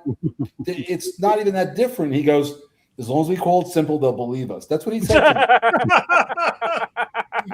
And I was like, I was working a full-time job, and this is what he was doing. And at some point he won the argument. I lost. I won. I would say that with Berg, I won about 40% of the arguments, and I lost 60% of the arguments. And this is when I lost. And people, I love simple GBOH, and I sit there going and I could just feel Berg. If there is an afterlife, he's laughing every time they say that. I mean, but I'm good with it because very, very good marketing ploy. Well, Berg's point to me why I said okay was he said, look, there's other systems coming along, and if we don't give them another option to play our game system differently, we'll lose market share to these other systems. I said, that's the best argument I've heard, so go for it. But it worked, by the way. To his credit, GBOH I think got a second lift out of it, and it's still around. And I'm still trying to understand why that game needed a simplified set of rules. Because, again, I think it was more of a marketing ploy on his part that I agreed to than it was really making it simpler. Because, again, you have to understand the period. There was like 2 or 3 other tactical systems trying to get in there, and he was just wanted to destroy them. I mean, that's really what he said to me. Andre, your questions are good, brother. Well, I would have to say of all of us in this room, Todd's probably the biggest on the ASL stuff. And as he sees them, if he's got something to say, he'll say something, I'm sure. Richard. Sorry, I was trying to do something here. Yeah, there you go. Stragglers return. Yeah, there you go. Well, also, but there was speaking, because I'm slowly starting to I actually have a tiny Shiloh. The Battle of Shiloh, by the way, at the the Grand Tactical level is 6 by 5 hexes. It's a very small. Best area. Shiloh game ever, Into the Woods. Yeah. Best. But anyway, my point is that there was a whole lot of guys who fell out of the lines, and they were huddling under the right by the river, and they never got them back into line during the battle. They just wouldn't go. Yeah. The same thing with the Confederates with the overrunning the camps. They started rummaging around there and slowed their line. Are you still playing that, or are you done? Give us some ups on that game there. What do you think? Oh, no, I haven't started that yet. I was playing it to just learn it because I'm going to do the full battle. This is going to be the Blind Sword Shiloh first day. That I'm going to get started with another guy on Vassal. Probably in the next couple of weeks here. You cheating on me? What's that? You cheating on me while I'm out of the loop?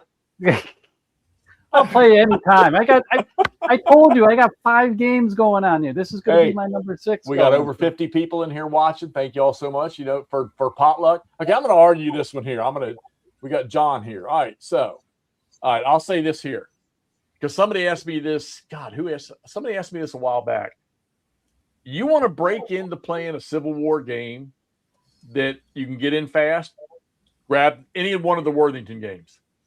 Great, in my opinion, great intro system. I didn't have as much love for it. Worthington makes a great game. Gorgeous counters, gorgeous maps, nicely boxed. Not my thing. They're all gone now. But if you want to get in, it's a great game system to get in. It's not too hard to pick up and learn. Go in there and grab it. Just for the record, Rebel Fury is easier, but I just want to say that. Yeah, yeah. Yeah, well, we're gonna preach for them to go get those. So yeah, that's all I want to hear. No, I'm kidding. It's sold out, so it's fine. Got Thunderbolt Deluxe. Anything on getting started with it? Yeah, play one of the play the Zama scenario. Get one or two turn scenarios just to get into the system, or play one of the don't jump into one of the giant Hannibal scenarios. You'll be there. Yeah. One of the small ones to get going. Before we get to Nordic's kiss-ass comment, Andre, I mean, I suppose the tournament side of ASL has got it a little bit that way, but I know a lot of people who play ASL very narrative and just kind of playing it for fun. Like they're worried about, think about the rules, but they don't spend too much time on it. They don't worry about if they give themselves 2 minutes to look up a rule. If they don't find it, well, let's just kind of decide together and move. So I think the people that want to play that way, which I agree with you, I like that way. I'm not a tournament guy. They'll do it that way, I think. So, I mean, you're right, though. I mean, there are people who optimize that game because the people who know the rules win that game. If you don't know the rules, which game are we talking about there, buddy? ASL. Oh, yeah. You have to know. I mean, you have to know the rules of every game. I get that. But there's a lot of rules in that game. Hey, look, I got to tell you, not this WBC because that just ended and I wasn't there, but the one before this, I was sitting there, Kurt Schilling, the famous baseball player is there, and he's running the tournament. And we were talking, and, he's a very nice guy, by the way. And, it's like these guys at the tournament level are just like, this is serious stuff. It's like chess players, and that's cool to see somebody reach that level of competence with a very detailed system. But for the rest of us, who gives a shit? I just want to play. Yeah. So I think you have to kind of separate yourself from that and just know, I'm not going to be able to play Kurt Schilling in a game and ever win. But Jeff and I can sit down there and play a starter game, and we'll be have a good time telling the story and being goofing about my roles. Now let's get to Nordic's kiss up comment. I'm punching Empire of the Sun right now, Mark. All right, kiss ass. Well, I got to be honest with you. Well, first off, what's interesting to me is when that game came, so over the course of my career, I can tell you that most of the games I've designed over the last 15 years have pissed off the myopic, grognard types. And Empire of the Sun pissed the shit off of everybody in 2005. And it got low ratings and people were screaming, but eventually they get tired, they move on. One guy actually wrote, if you go on BGG, one guy who kept being frustrated that nobody was agreeing with him, and he wrote like 10,000 words about why Empire of the Sun sucks, which is really amusing to read. But one game, but it just kept going, and now it's rated. I just looked yesterday; it's rated 8th on the Wargame list. Yeah, I mean, it's obviously stood the test of time. That new print's out, so I assume that's what Nordic's punching. Yeah, and I have to say that the Burma scenario is a great solid. It's not a great competitive scenario because it's such a it's just a crazy theater, but it's a wonderful I play it solitaire on the road all the time. It just plays 20 minutes, 25 minutes. I'm done pretty much. Were there any changes in this new edition, or was it just I did. No, well, there was, I don't want to get into the details, but there was a rule that was in the rules since like 2005. But people just kept not getting put into, sometimes in a rule set, they have to integrate 2 or 3 ideas to get the rule, get it correct. And it just didn't seem for some people to work. So I wrote a paragraph. This is what these 3 rules mean, by the way. And I'm hopeful that will eliminate all of their, I don't understand this kind of stuff for the few. And by the way, the other thing is this RT, rally the troops. The computer will enforce the rules. You don't even have to know how to play the damn game. Yeah. You won't play it well, but you will definitely be able to play without reading the rules because the computer won't let you break the rules, which is nice. Yeah. All right, Cool. I'm gonna break the sense here for a second because I just know everybody's just dying to see this. Yeah. What's that? You'll see. You're not going to put a terrible picture up or something, right? Uh-oh. No. Oh my goodness. Oh, wow. There we go. Fuck Whoa. yeah. Get it, Jeff. That is sweet. I got some more roads to build, but I think I have all the troops I need to play some American Airborne against some Germans. Looks like Hinkelstinkle's going against little Dusseldorf over there, shooting him on the side. Now, how do I stop sharing? There we go. I got to tell you, that looks like. Remember, I was talking about sergeants. Bring it back. They look awesome. That looked really cool, by the way. I got to tell you, the late John Hill was a big ACW miniature guy, right? You guys must know that, right? He did Johnny Reb, right? Yeah, he did do Johnny Reb, but more importantly, he used to build these, amazing diorama, terrain boxes that fit together, and used to bring them to Historicon and stuff. These things were like works of art, like your Kings Mountain thing, and every time I saw them, because I have painted, I could bring them out. I have a bunch of ACW miniatures that I have painted over the years. I could play Johnny Reb with them, but every time I saw it, Johnny would say to me, "You don't have enough railroad fence. You don't have enough fences. I bet you don't have enough fences." And I have literally 12 boxes of unopened fences that I never painted or put up, but he made me buy some. Yeah, of course. The 7 days and Fair Oaks have solitaire rules. Yep. You can send those snake row fences to McMurray. He wouldn't be sad. I'm currently sitting I got so many fences. Not enough for a lot of scenarios. Yeah, it's crazy. I got to tell you, the thing that holds me back with miniatures is Like the basing. Bocage. I don't mind painting the figures, but the basing is a pain in the ass. Yeah, ask McMurray. He agrees. It's come a long way. I know it has, McMurray. I don't mean to give you a hard There's time. a lot of stuff I struggle with that. Like these now, Mark, that are pre-mixed. So you've got the flocking. You mean the flocking you glue onto the. Well, that's the thing. It's got flocking in it. It's got a little bit of static grass. It's got some varying coarseness and colors of sand and whatnot. So instead of having to go through and layer and do all kinds of nonsense, you just get a good glue on the base, you dip it, you tap it off, and they look great. Yeah, they look good. It's a lot easier now for sure. Or you make your own, but glues have come a long way as well, to the point where you're not using, all-purpose white glue that's going to flop on you and is going to contract when it dries and then eventually shrivel. It's real common that the bottles are sitting over there, but using a latex-based glue such that it just dries relatively rapidly, it's really tacky, and then it doesn't constrict. Also, it dries matte, so if you do lose something, it's not super obvious. I think you can do it, Mark. Well, now you got. They're right over here. I'm gonna have to pull out a couple. Now the Hexy's showing his miniature. Yes, it's becoming a miniature talk. McMurray's dream. Fuck, now what we've got to do at Gettysburg, Jeff, is you gotta bring some paints and stuff so you can do a little painting. When we go out for a beer at 5 o'clock or so after you get off the field. Hey, I'm home and in bed by 5 o'clock. What are you talking about? You have 2.5 months. Start printing, start painting.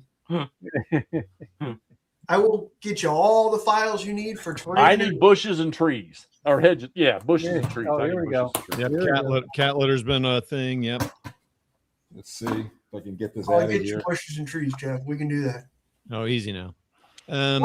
We can. So Charles doesn't base a 6mm or 10 mil armor, Hang on, or here's the 15 camera. All right. Yeah. Oh, there you go. Sweet. Bam.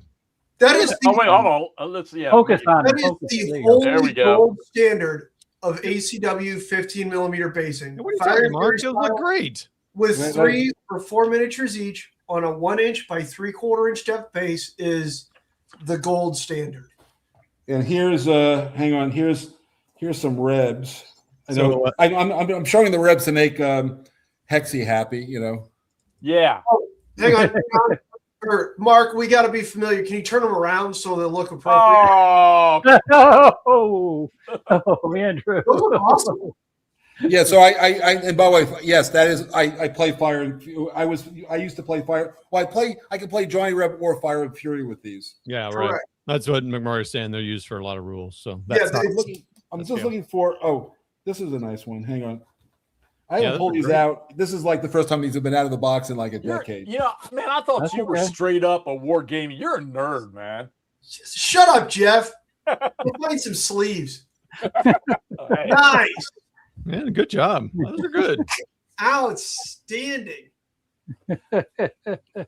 What happened was my son got into Warhammer 40K, and so I was helping him paint stuff, and I said, I wonder if I could get into the. And John Hill, of course, is going, Mark, you should paint. So I started painting these things, and I got cavalry. I actually have a lot of this stuff that I'm looking at. That's great. Well, All right, Jeff, now we're going to print some houses. Now we've got another day, Jeff, at Gettysburg for Yep. a miniature battle. Make it oh gosh. Apparently I've got multiple trays of this stuff, and this has been very nicely kept though. They're in good shape, by the way. They look good. Shit, Jeff.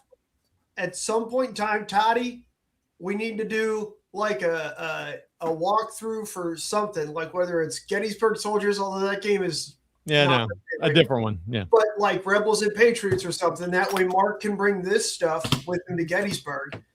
Jeffy can print and paint houses because he's awesome at painting now. He's basically a stud. And then they can play like Rebels and Patriots. I have a spare copy. I'll send it to you guys. It's a great little miniatures game. Oh, wait a minute. I think I have. I have all my miniatures rules are upstairs, but I have there's like our clipboard. 3 or 4 volumes of Fire and Fury, which has there's the base rules and then and all that. And did you guys ever look at Craig Taylor's? It was one of the last things he did before he died. The Gettysburg game that he did with you. It was plastic, like what do you call them? Thins or flats. They were flats, but what they had done was, thank you, Charles.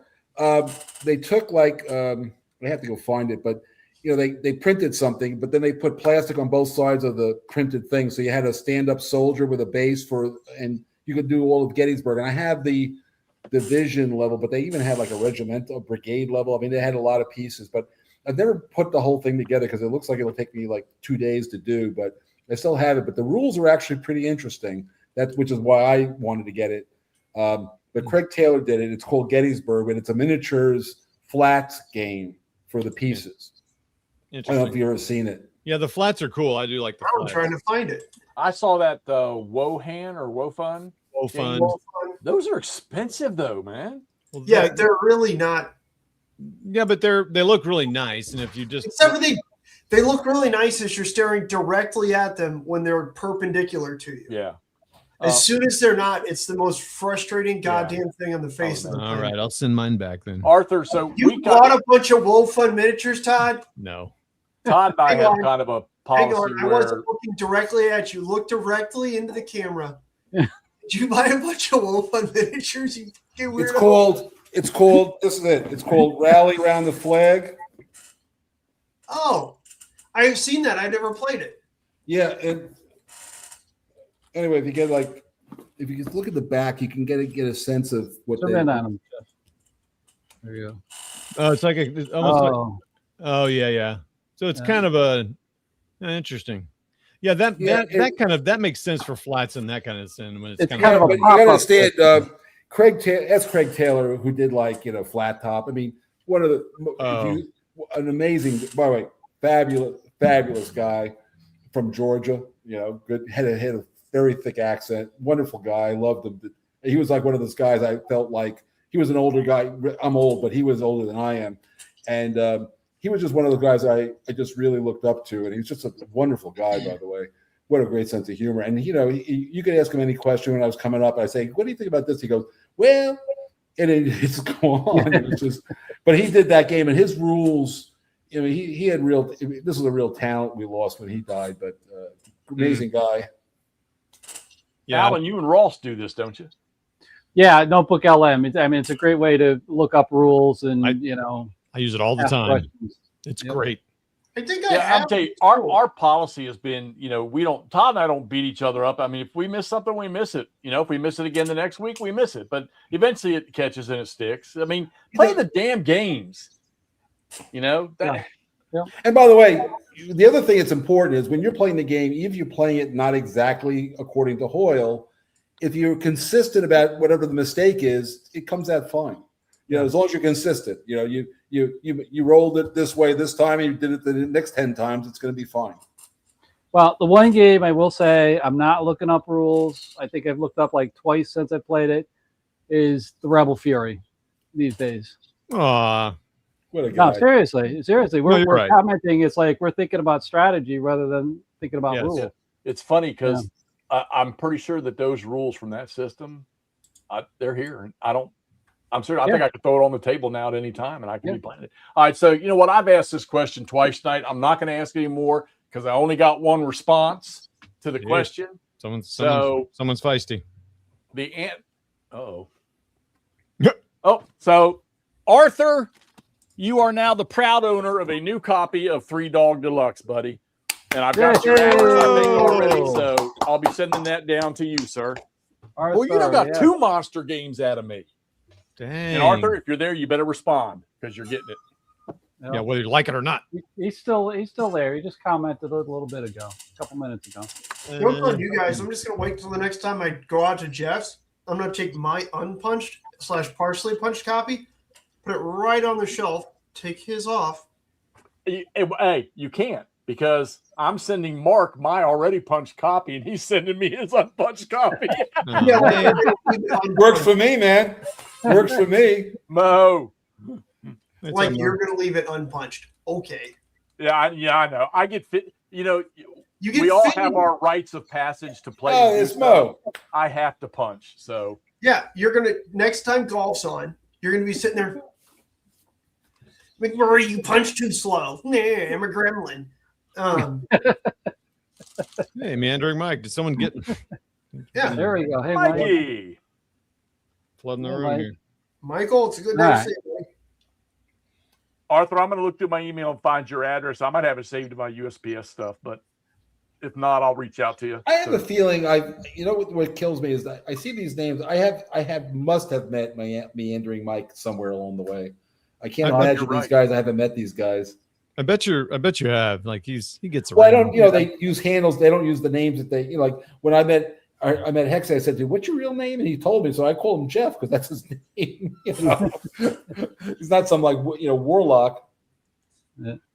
I do, Arthur. I do, Arthur. I told you I did.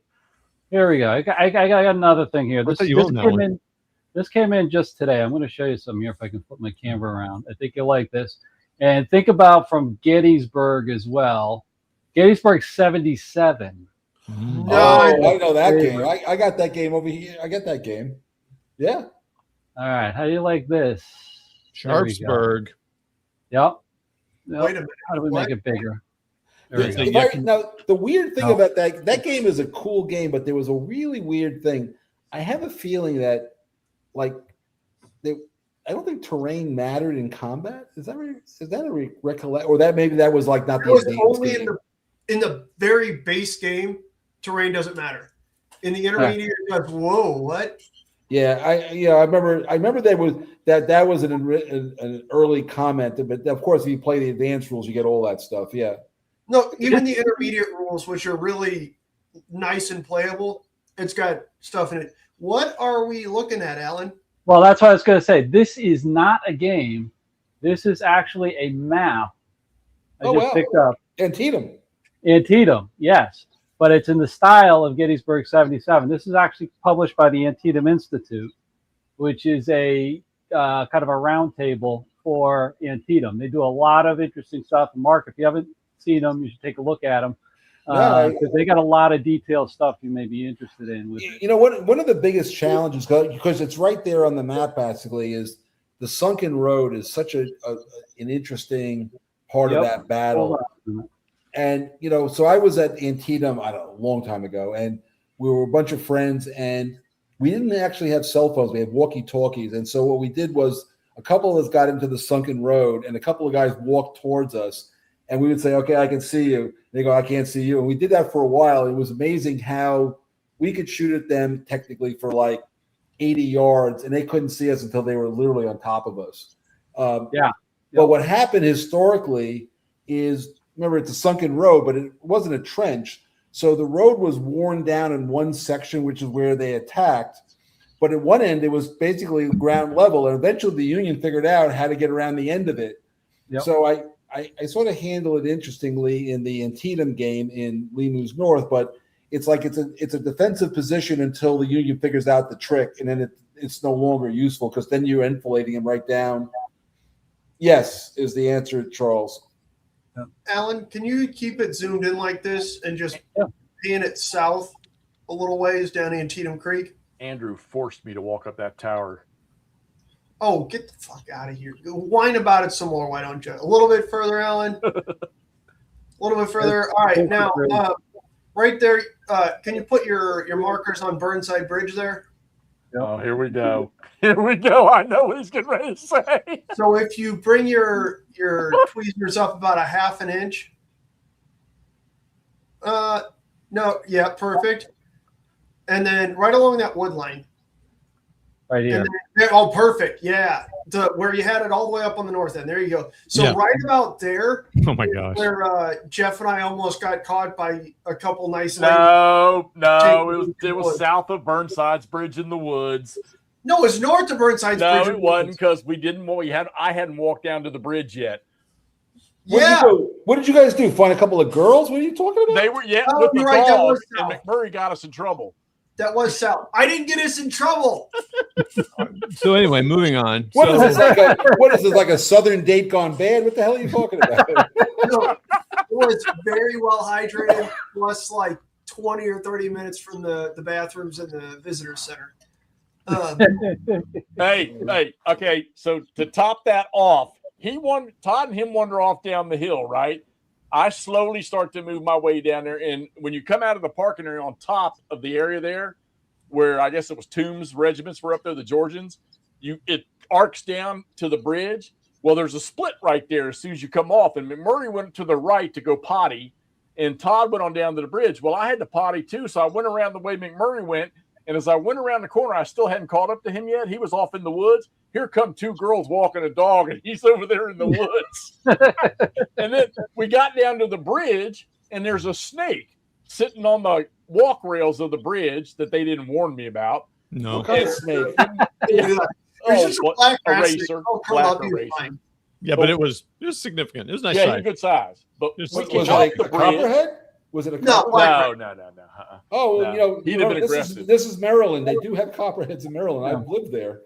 Yeah, I mean, the guy working on the bridge wasn't worried about it. He was like, "No, it's fine." But those guys, they walked back up. I said, "Y'all are going to have to go get the car and come down and get me." So I walked out to where the bus stop was and sat there and waited for them to drive down and pick me up. With the other old people. Well, because of the snake? No, just it was starting to get warm. Jeff had enough walking. You know, one time I was playing golf in Florida, and my ball, it wasn't a bitch. I was a little off to the right towards the water, and there was a gator of some kind, sunning itself, and it wasn't a small one. And I looked at where the ball was and where the gator was, and I'm saying, can I? And no, I took the shot, but I, and it was one of the best 5-irons I hit the whole day. But I was looking at that gator, like as I'm hitting the ball, going, where the fuck is the gator moving? Okay, boom, and I backed up quick. I figured I could outrun. I know gators are supposed to be able to move fast for a short distance, but I figured I could dodge left or right faster than he could turn. So, but I did hit a good 5-iron, probably 60, 70 feet from a gator. So I didn't think he could get me that fast, but I was watching him. Well, what about our experience? We got for Nordic. Those Burnside pissed. Nordic, I visited one of your Pennsylvania golf courses. Hexie looking for wife number 4. That's interesting. Yeah, he's going to come out and marry Todd. Hey, Hexie, I was sitting at a table. I was at this golf tournament. We do this yearly golf tournament for the Stony Brook Athletic Department. And I played golf just a couple of weeks ago. And I'm sitting at a table with a couple of friends. And one guy been married 3 times, another guy been married 4 times, another guy married twice. I've only been married once, and they're all giving me marriage advice. You know that marriage is like golf, low score wins. Yeah. Why I'm awesome at it. I mean, really? You guys are telling me about marriage? You can't seem to stick to one of them long enough. We played Great Cove, and I played it very well. I've never seen that course before, but I tell you what, I'm going back. I loved it. Where is it in Pennsylvania? McConnellsburg. Oh, okay. Okay. It's not even an hour from here. So, Mo, that's I correct. It's the old joke. You don't have to. I don't have to outrun the bear. I have to just outrun you, right? Is that the? That's the I got news for you. If I got to run away from something and somebody's near me, I'm knocking them down.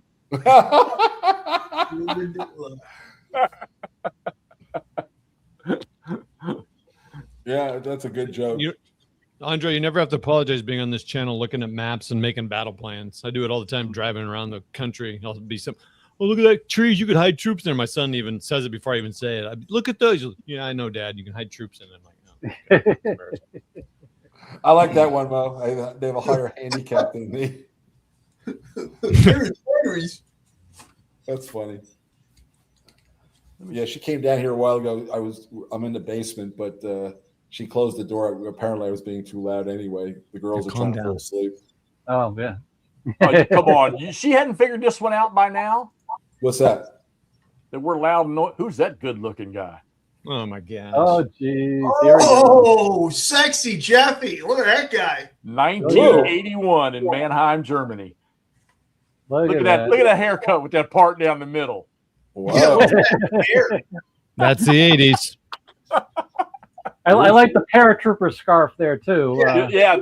It's funny. We only had one. You only had one. The whole fucking platoon had to share on picture day. Yeah. Look, give me that bag. My mom sent me that. Shut up, Jeff. That's sure. God, we made I love that a stuff. Tinder profile with that, Mo, and Jeffy was really I ain't gonna lie to you. I miss that time period because I mean, granted, I know it was still East and West Germany, but man, I loved Germany when I was there. But you know what? I don't think you can get me to go back now. Oh yeah, I know there's an imminent threat of nuclear war in World War III, but German poontang was great. My buddy at work, he just came back from a cruise. They were in Kaliningrad, former Königsberg. Yeah, you said that, yeah. And they were in Tallinn. And he said when they got off the boat in Königsberg or in Kaliningrad, he said military everywhere. And his wife said, "I swear to God, those are Americans." I said, "We got GIs over in Poland right now, so could have been." Dave Powell told me when he guides battlefield tours, he walks fast and fairly far ahead of the group to make them keep moving. Yeah. We're going to have tour guide Phil with us in Gettysburg in October. I tour guide Phil and right in front. That way Jeff smells when I'm crop dusting him, and then he walks faster. Tour guide Phil just takes you into all the areas where you're going to get overrun with bugs and everything else. He takes you to the heart of everything. So awesome, dude. So we have to bring some. You know what we got to do? We got to get 2-sided tape. Because you put it around, if you go to Gettysburg, and I've been there before, you put the 2-sided tape down at the bottom of your jeans. So when the ticks try to crawl up your leg, they get stuck. No, you just use it to pad off your jeans and your lower legs. Use that in a credit card. You'll get everything you need off. I'll pull seed ticks right off them. Yeah, we'll have to bring some tick spray because the National Park Service does not spray for anything because that's no. Good one, Toll.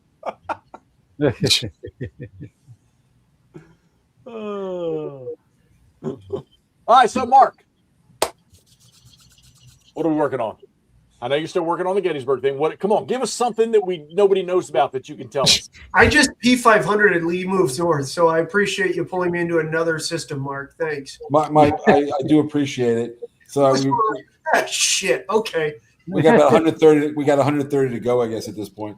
Well, the thing actually that I'm trying to get onto quickly is we're finishing up a War Galley Deluxe, and I'm doing Oh, so Defiance is at the printer, Mo. So it's in China. So which is interesting when you think about it. Yeah. But anyway, Defiance is in China, and I would say this is a wild ass guess, but I would say Halloween you could see games landing in the country. So certainly by Christmas, for sure. That game has just been seriously, it's just taken forever to get that game out. But that's the answer. And also, Mo, we've updated the Vassal set if you want to sit down and talk about it. But I should have an advanced copy. I'm going to say I'm going to have an advanced copy of it in September usually. Usually I get about a month before the game lands, 5-6 weeks before the game lands, I get a copy. But that's the answer to Defiance. But anyway, I'm working on doing the Peloponnesian War scenarios for War Galley. That's a naval game, Hexy. You don't want that one. Oh, and then I got this China. I told you it was mentioned earlier the China expansion for. Now it's really a standalone game though. I want to be clear. You don't require if you never bought Empire of the Sun and you want this one, you can get this one. You don't have to worry about. Oh no, excuse me. You will need Empire of the Sun, but the board and the rules are integrated. But you do need the original to play. It's not a standalone game. Now I'm thinking about it. And then Lee moves north, of course, and then Triumvirate is slowly winding its way through. I handed in. I got like 4 games in production right now. Is Triumvirate Great Battles of History? No, Triumvirate is a great statesman series. Churchill, Pericles, Versailles, in that vein. It's a political military game. You're Caesar. Yeah. So again, a 3-player game. Not for you guys. It's not an ACW tactical game. I guarantee that. What else? One thing you guys might be interested in. So a long time ago, Richard Berg, when he had this company called BSO or something like that. Anyway, it doesn't matter. He published a game called Louisiana Tigers, which is a regimental, it's a company level ACW game of the battle for Matthews Hill at First Bull Run. Okay. So so the units in the game is you've got the 1st and 2nd Rhode Island, which is from Burnside's brigade at that battle. And you've got, the famous, Wheats Tigers. And you've got you got part of Evans's 4th South Carolina, and it's a game with orders. And what's cool about it, it's got like smoke and noise and counters and all sorts of crazy shit. It's a very crazy Berg game, and so stood for Berg simulations only, for Berg's spiel only. Okay, that sounds right. Anyway, he might have sold 50 copies of this thing. It was all out of like a Kinko's. You had to match your own counters. Anyway, C3I is going to we're going to republish it in C3I. I'm cleaning up the rules. And I'm going to add a scenario for Herbst Woods at Gettysburg between the Iron Brigade and Archers, Tennesseans in Herbst Woods. Nice. There'll be an additional scenario. So that's coming, but that's like I just do that to help Stephen McGowan. So we're pulling that together. And then, and of course, the really big, the big project that I'm just starting up really, I'm restarting up is Mad Dog of the Med, which is Empire of the Sun Goes to the Mediterranean, 1940 to like 1942. That's kind of just kicking on, but right now it's the Peloponnesian War. Triumvirate, Defiance is done. What is Defiance? What is Defiance? Defiance is the battle for the first 5 weeks of the Ukraine-Russian war. Oh, okay. Yeah, it's the battle for Kyiv. So, but that's a cool game, by the way. I have to say, I'm very happy with that game. I did with David Doctor. When you mentioned Bull Run, I would love to know. There could be one out there I don't know, and it would probably be something I would read. Is I would love to have somebody to do a deep study on Evans' action at First Bull Run, because he was spread. He was covering so much ground in that first battle Bull Run. I'm wondering if there's a book out there or if any studies ever been done on that. Well, there is a number of books on Bull Run. Was it Davis? I think is the guy's name. Burke Davis. You got Davis, and then you got the companion to what Jeff you just showed. for a bull run by what's his name? I can't think of it now. I've got it upstairs. Hennessy, the second bull run. Hennessy, yeah, he's got. No is the answer. Trying with that's awesome. Thank you, Kevin. There's no gold drinking. Anyway, so what else is it? Oh, and in there's a Pericles reprint, so I've got that. Pacific War reprint. If those things ever hit their numbers, I'm not sure they'll be reprinted, but I got them out on the table. And the one more game that's important is Caesar Rome versus Rome. I'm doing with Mark Simonich a card-driven game of the Roman Civil War. Oh, interesting. I didn't know Pacific. Well, I had to look around my tables to see what's out here. That's funny. I didn't know Pacific War needed a reprint. That's interesting. Wow. Well, it's sold out, so that's yeah. It's amazing. Are you changing that game any, or just a reprint? There is the only for the strategic scenarios. I've made some modifications to the merchant marine submarine war, but nothing else. Just that. Okay. Typically guys have found there's always guys who are able to like push some levers in a direction that I never thought was possible, and so I have to it's just tweak it. Yeah, but the good news, if you bought the reprint, not the original, which you can get pretty cheaply these days, which is fine as far as I can tell. If you get the reprint, all you'll need is the free rules online. NATO, that's a good game. That's a Bruce Maxwell game. Better than the new one. Since I don't know the new one, I'll agree with you.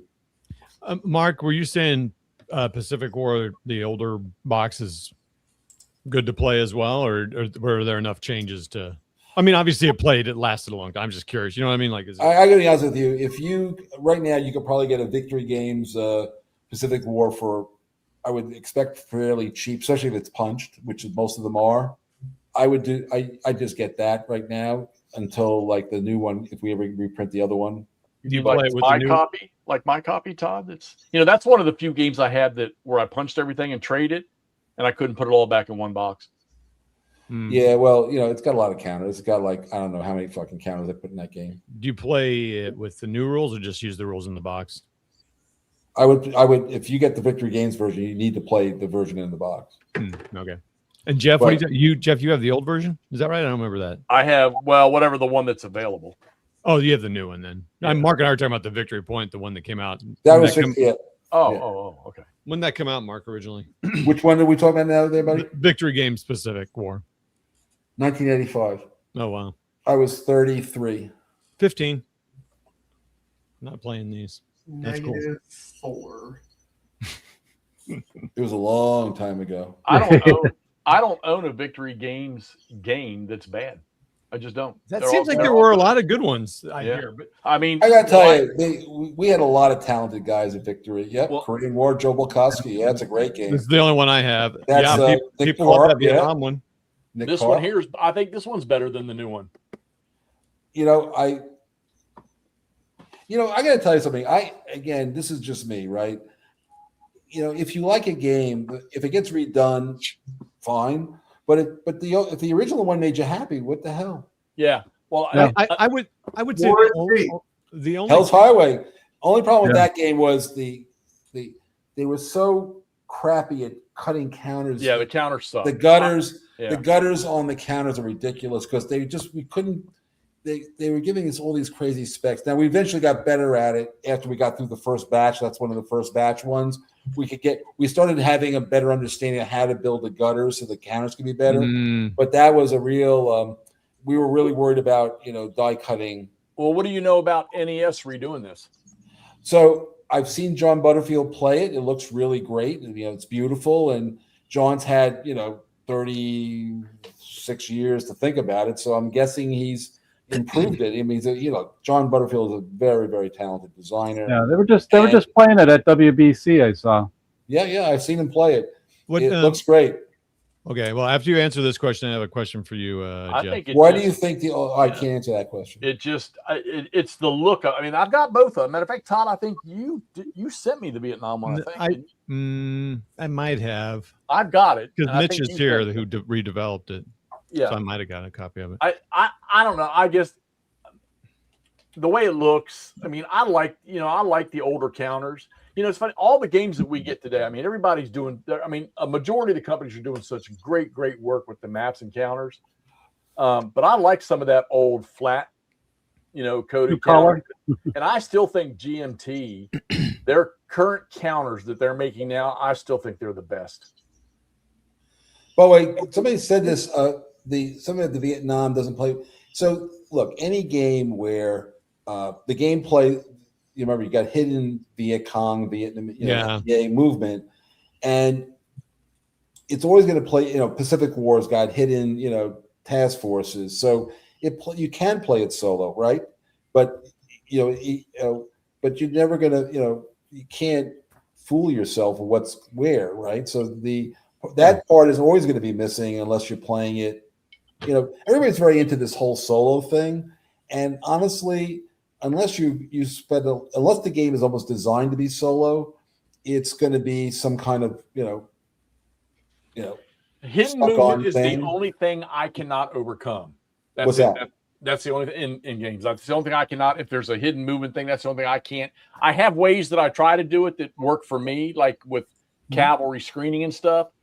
But like a lot of these games we play now with like the aircraft and stuff, I don't have a problem with it. I mean, I have my little rule that I play for aircraft responding to, incoming flights, whatever, and it works really well for me. And I think in reality, for me, it provides a slight bit of realism instead of just knowing that, because it doesn't make. Let's take OCS for example. Was it 10 hex flight rule for responding aircraft? If you're the non-phasing player. Well, if I'm the phasing player in real life, I'm not going to know that they have aircraft in the air, and they're probably not going to know that I have aircraft in the air till it might be too late, or they get lucky and they happen to be in the area. So I have my little dice rolling rule that works for me when using aircraft and opposing aircraft in a game, and I think it works just fine. Yeah, I hear you, and like I said, when I did the Peloponnesian War, it was a solitaire game. I designed it as a solitaire game, and it plays great as a solitaire game. And it's actually a media, and then a bunch of people created a 2-player version, which is fun, but it's still a better solitaire game than it is a 2-player game. But again, Butterfield's done some great things with solitaire, but what he does is, he's got a map where he's actually putting in, you're going to move like this, So yes, it's solitaire, but you're not being fooled by where the units are. You can see the track, it's, so that's fine. If that's what I play games for the narrative, the historical feel of the thing, and I'm not really too worried about solitaire. Means like you care who wins, and I don't really care anyway. Well, the other thing is, truly paying, 2 halves of your brain. I know it gets hard to do that, but I'm still capable of doing that because I'm probably getting better because I'm forgetting what I did with the other side 2 minutes after I did it. Well, there's that. When I've been playing this Leavens North Gettysburg campaign, what I'm digging on is I'm still discovering. This is a real terrain, right? And I don't know every single road that was in that area at that time, but I'm saying, oh, wait a minute. So I'm still discovering tactical opportunities, not because it's solitaire, just because just learning what's possible is still interesting. There's so many things that I'm still discovering stuff in these scenarios, the sandbox ones, that are like, wow. Well, that's what I mentioned to you with the game that I sent you with that log is both of us last night when we're playing Rebel Fury Spotsylvania, my opponent made one move, and both of us were like, "Oh my god, that's the best move of the turn, if not the game." And what was this sort of describe the move? I'd just like to hear it. What it was I was playing the Confederates, so I'm moving Kershaw and Field. They've got the march and everything, so they're trying to race over to Spotsylvania, and I've got them on some church road. I forget what it is there. Yeah, it's called Old Church Road. Yeah, so I'm coming down there. I forgot to move my cavalry out so he doesn't come down 2 hexes next to me, and all of a sudden cut off that road. And both of us didn't realize it until he moved. And he's like, "Oh, I just saw this." And I'm like, "Yeah, that might be the best move of the night." Because now I've got to get in there, flip, and now I'm doing 1 hex at a time for 8 moves to get over where I want to be. Yeah, that's what's interesting about that particular, Sheridan really was an interesting. He was a very aggressive guy. He was a good combat leader. Almost too dangerous a guy for his own good sometimes. But he sucked at recon. He didn't understand screening. It just wasn't. He was not really a cavalryman. He was really like just a combat guy. And so when he fucked up so badly when Grant does the turning movement. If Sheridan had been doing his job beforehand, the cavalry would have screened the original May 5th attack, which they didn't do very well. They had like a regiment at Parker's store pretty much, and that was about it in the van. And the Confederates, had slammed into those guys, pushed them back. And then they actually, remember, Sheridan's guys occupied Spotsylvania Courthouse, and then they left. Yeah. I mean, the thing, it's very hard in a game to make somebody play stupidly, but what ends up happening is somebody doesn't make a great move and it happens. You go, oh, well, that shouldn't have happened. The answer is, well, it kind of did historically. Somebody screws, And that's the thing that we thought about. We're both like, oh my God, that's the best move of the night. And that came about just from the fact of the maneuvering. It wasn't any special rule, wasn't anything in there. It was just the fact that we're playing. Now, if I was playing that solo, would I do that? I might not have caught that.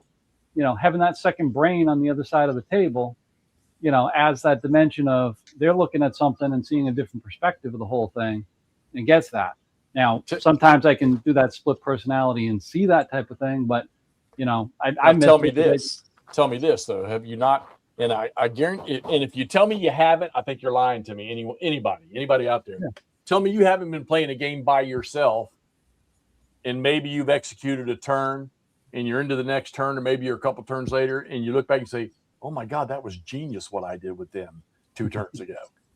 Because you start to see the payoff, a couple, like maybe putting somebody into what you think is going to be a good blocking position or something like that. Yeah. But that's why you play the game in the first place, to see those moments. Exactly. Yeah. Exactly. And but to the point of, history is what happened. And as long as what happened in history is resident without any, monkey wrenches in the game, that's cool. But you got to look at the paths not taken. Otherwise, just read the book. That's the point. Exactly. That's why we play the games, to do those other dimensions that weren't explored in the real thing. And that was a big thing for a while in card-driven games. When I've always done card-driven games, I like the more sandbox version of the world. I don't want to have that same game over and over again. I want it to be within the realm of what happened. And then, you got games where they have like an early, mid, and late war deck, and then guys, they start card counting. There's only 30 cards. I can keep track of 30 cards, and so these guys get really good at the game, but they're not playing the history. They're just playing the game, and that's the part that I don't like. But that's the scripted versus non-scripted. I even wrote an article about it a million years ago for McGowan. But that's just the philosophy of people of what they want. Some people want their history on rails. They want to see it. They want to experience it. That's a version of the game that's totally 100% fine. But some of us, like myself, I want that in there, and that can happen. And I want I want the decision space to be the same, but I want to be able to make different decisions sometimes, depending on what my opponent does, or even if I'm playing at solitaire. Right. I'm gonna tell you, I don't think I've ever been more frustrated, but pleased with a system like writing an order in CWBS, and then the battlefield changes, and I try to rewrite that order, and that leader's so damn stupid he won't accept it or he throws it away, and you just can't move those troops. And I don't know. I just don't know anything else out there other, GBACW has great command rules where units are not going to be able to do things, but I don't know another game system out there where these guys are stuck. They're not moving out. I handle that. So the way I handled that was the whole passing thing, which is a little bit unusual. But, what happens is if I there's a moment where I got to where I want to be, and I'm sticking with that position. And you're not going to have an unlimited, if you didn't get your act together, you're not going to have an unlimited amount of moves to fix a situation. And so the passing thing solves a host of those issues just differently. You know, it's done mechanically. It's not done as, well, you got this order, you didn't get this order. But at the end of the day, the guy doesn't move because you had to move somebody else. That poses a question with your system. What was your reasoning behind I'm done moving, now the other side's got to roll a dice to see how many moves they get? That is the point. So what happens is, remember, what I'm trying to do is, it's supposed to be like simultaneous movement, right? You know, I don't want to do plotting. So you're doing alternating movement. So now think about Gettysburg on July 2nd.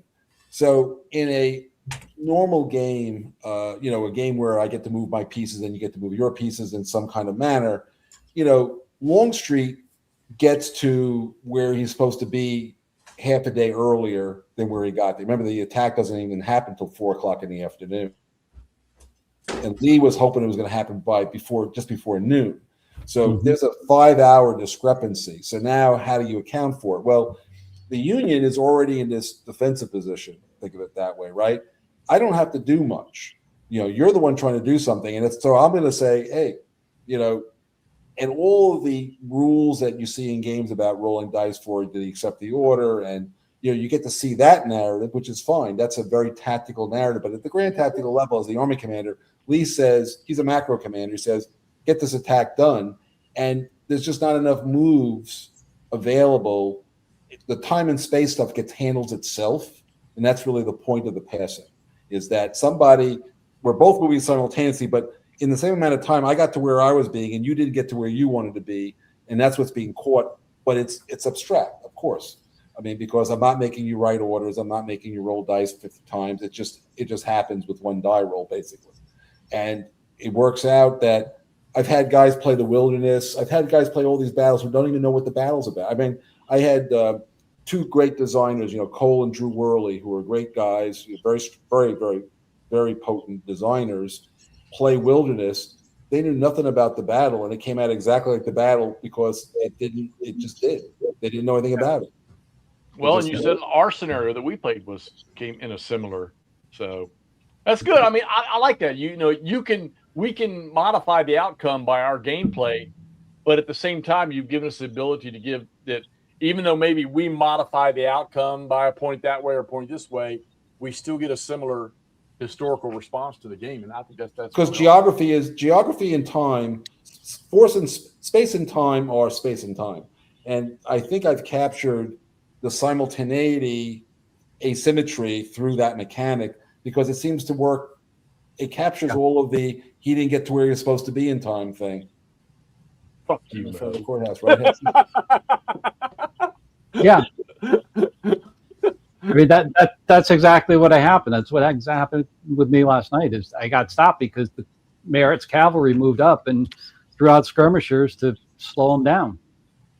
So I'll tell you, that's one of two games I know that cavalry has an actual purpose in the game. Yeah. So. Yep. You know, by the way, just to give a, you know, talking to Mark, I happen to know Mark. He's a very nice guy, by the way. He's he played in the Empire of the Sun tournament for, you know, a long time. I've been around him a long time. He's a good guy.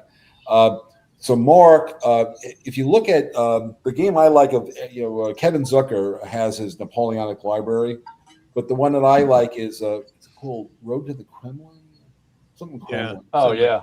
Something yeah, like I got that right here. Yeah, and he's got really good cavalry picket rules and stuff like that in there that really does seem to handle that kind of stuff.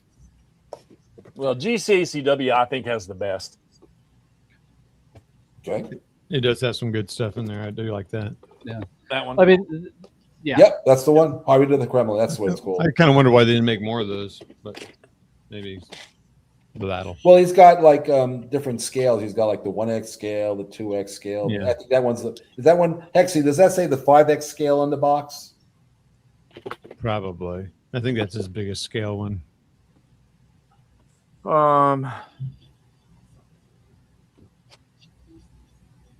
It might be. I thought it was on the front of the box somewhere.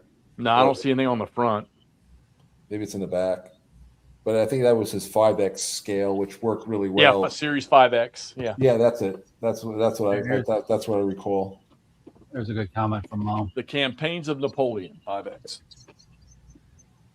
Yeah, it's it's really cool to see all the different outcomes. Now, granted, I'm not a repeat player for a lot of games. There's a few games that I'll put on the table, and play the same scenario once or twice, but it's very rare.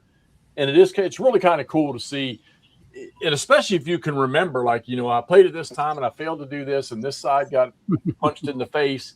And then when you come back and play the scenario again, and you're like, okay, I don't want that to happen again. What can I do differently? I guess if I played repeatedly more games or more of the same scenarios, I'd probably get a lot more. But I don't do a lot of that. But it's cool to see something different than what we know historically. Yeah. Also, different ways of thinking about it. So there's the Axis Empires is based on the original game called Krieg, and the way the game starts, at least in the original Krieg, is it's starting off with the invasion of Poland. It doesn't have all this political stuff. So you play this ultimatum card, and the Germans roll a die, and 1 through 5, you declare Poland basically the target, and you invade them. Right? You could declare war.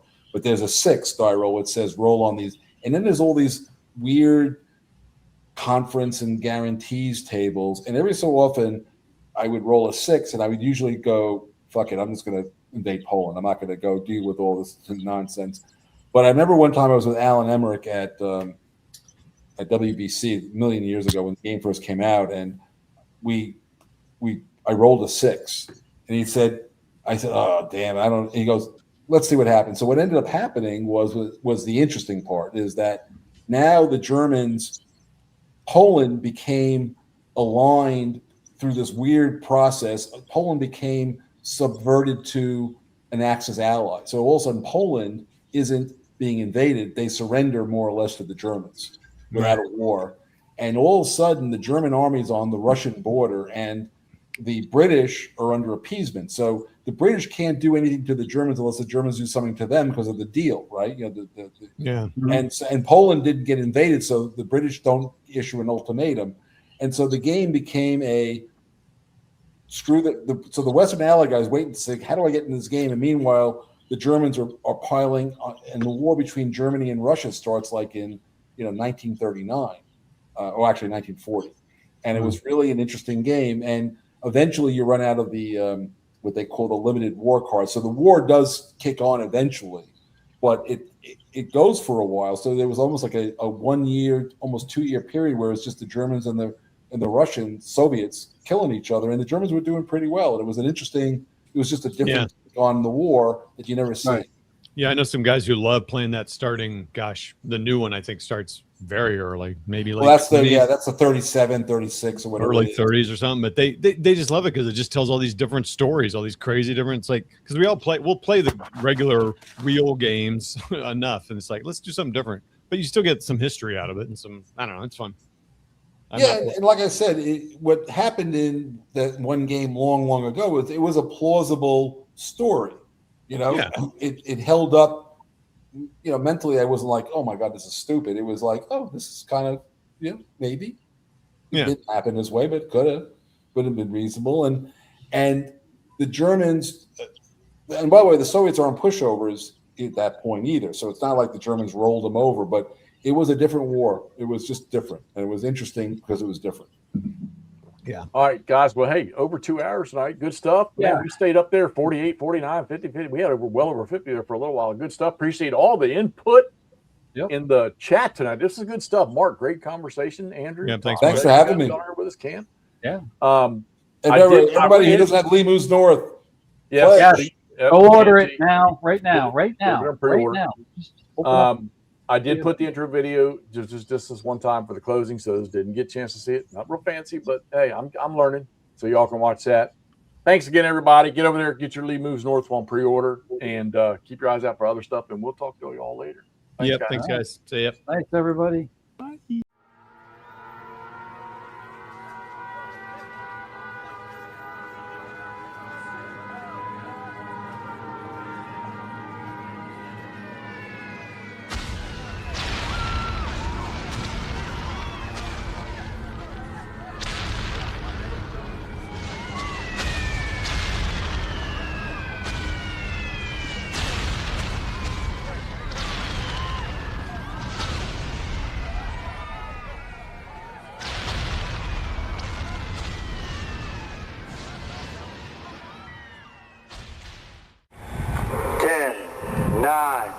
8, 7, 6, 5, 4, 3, 2, 1.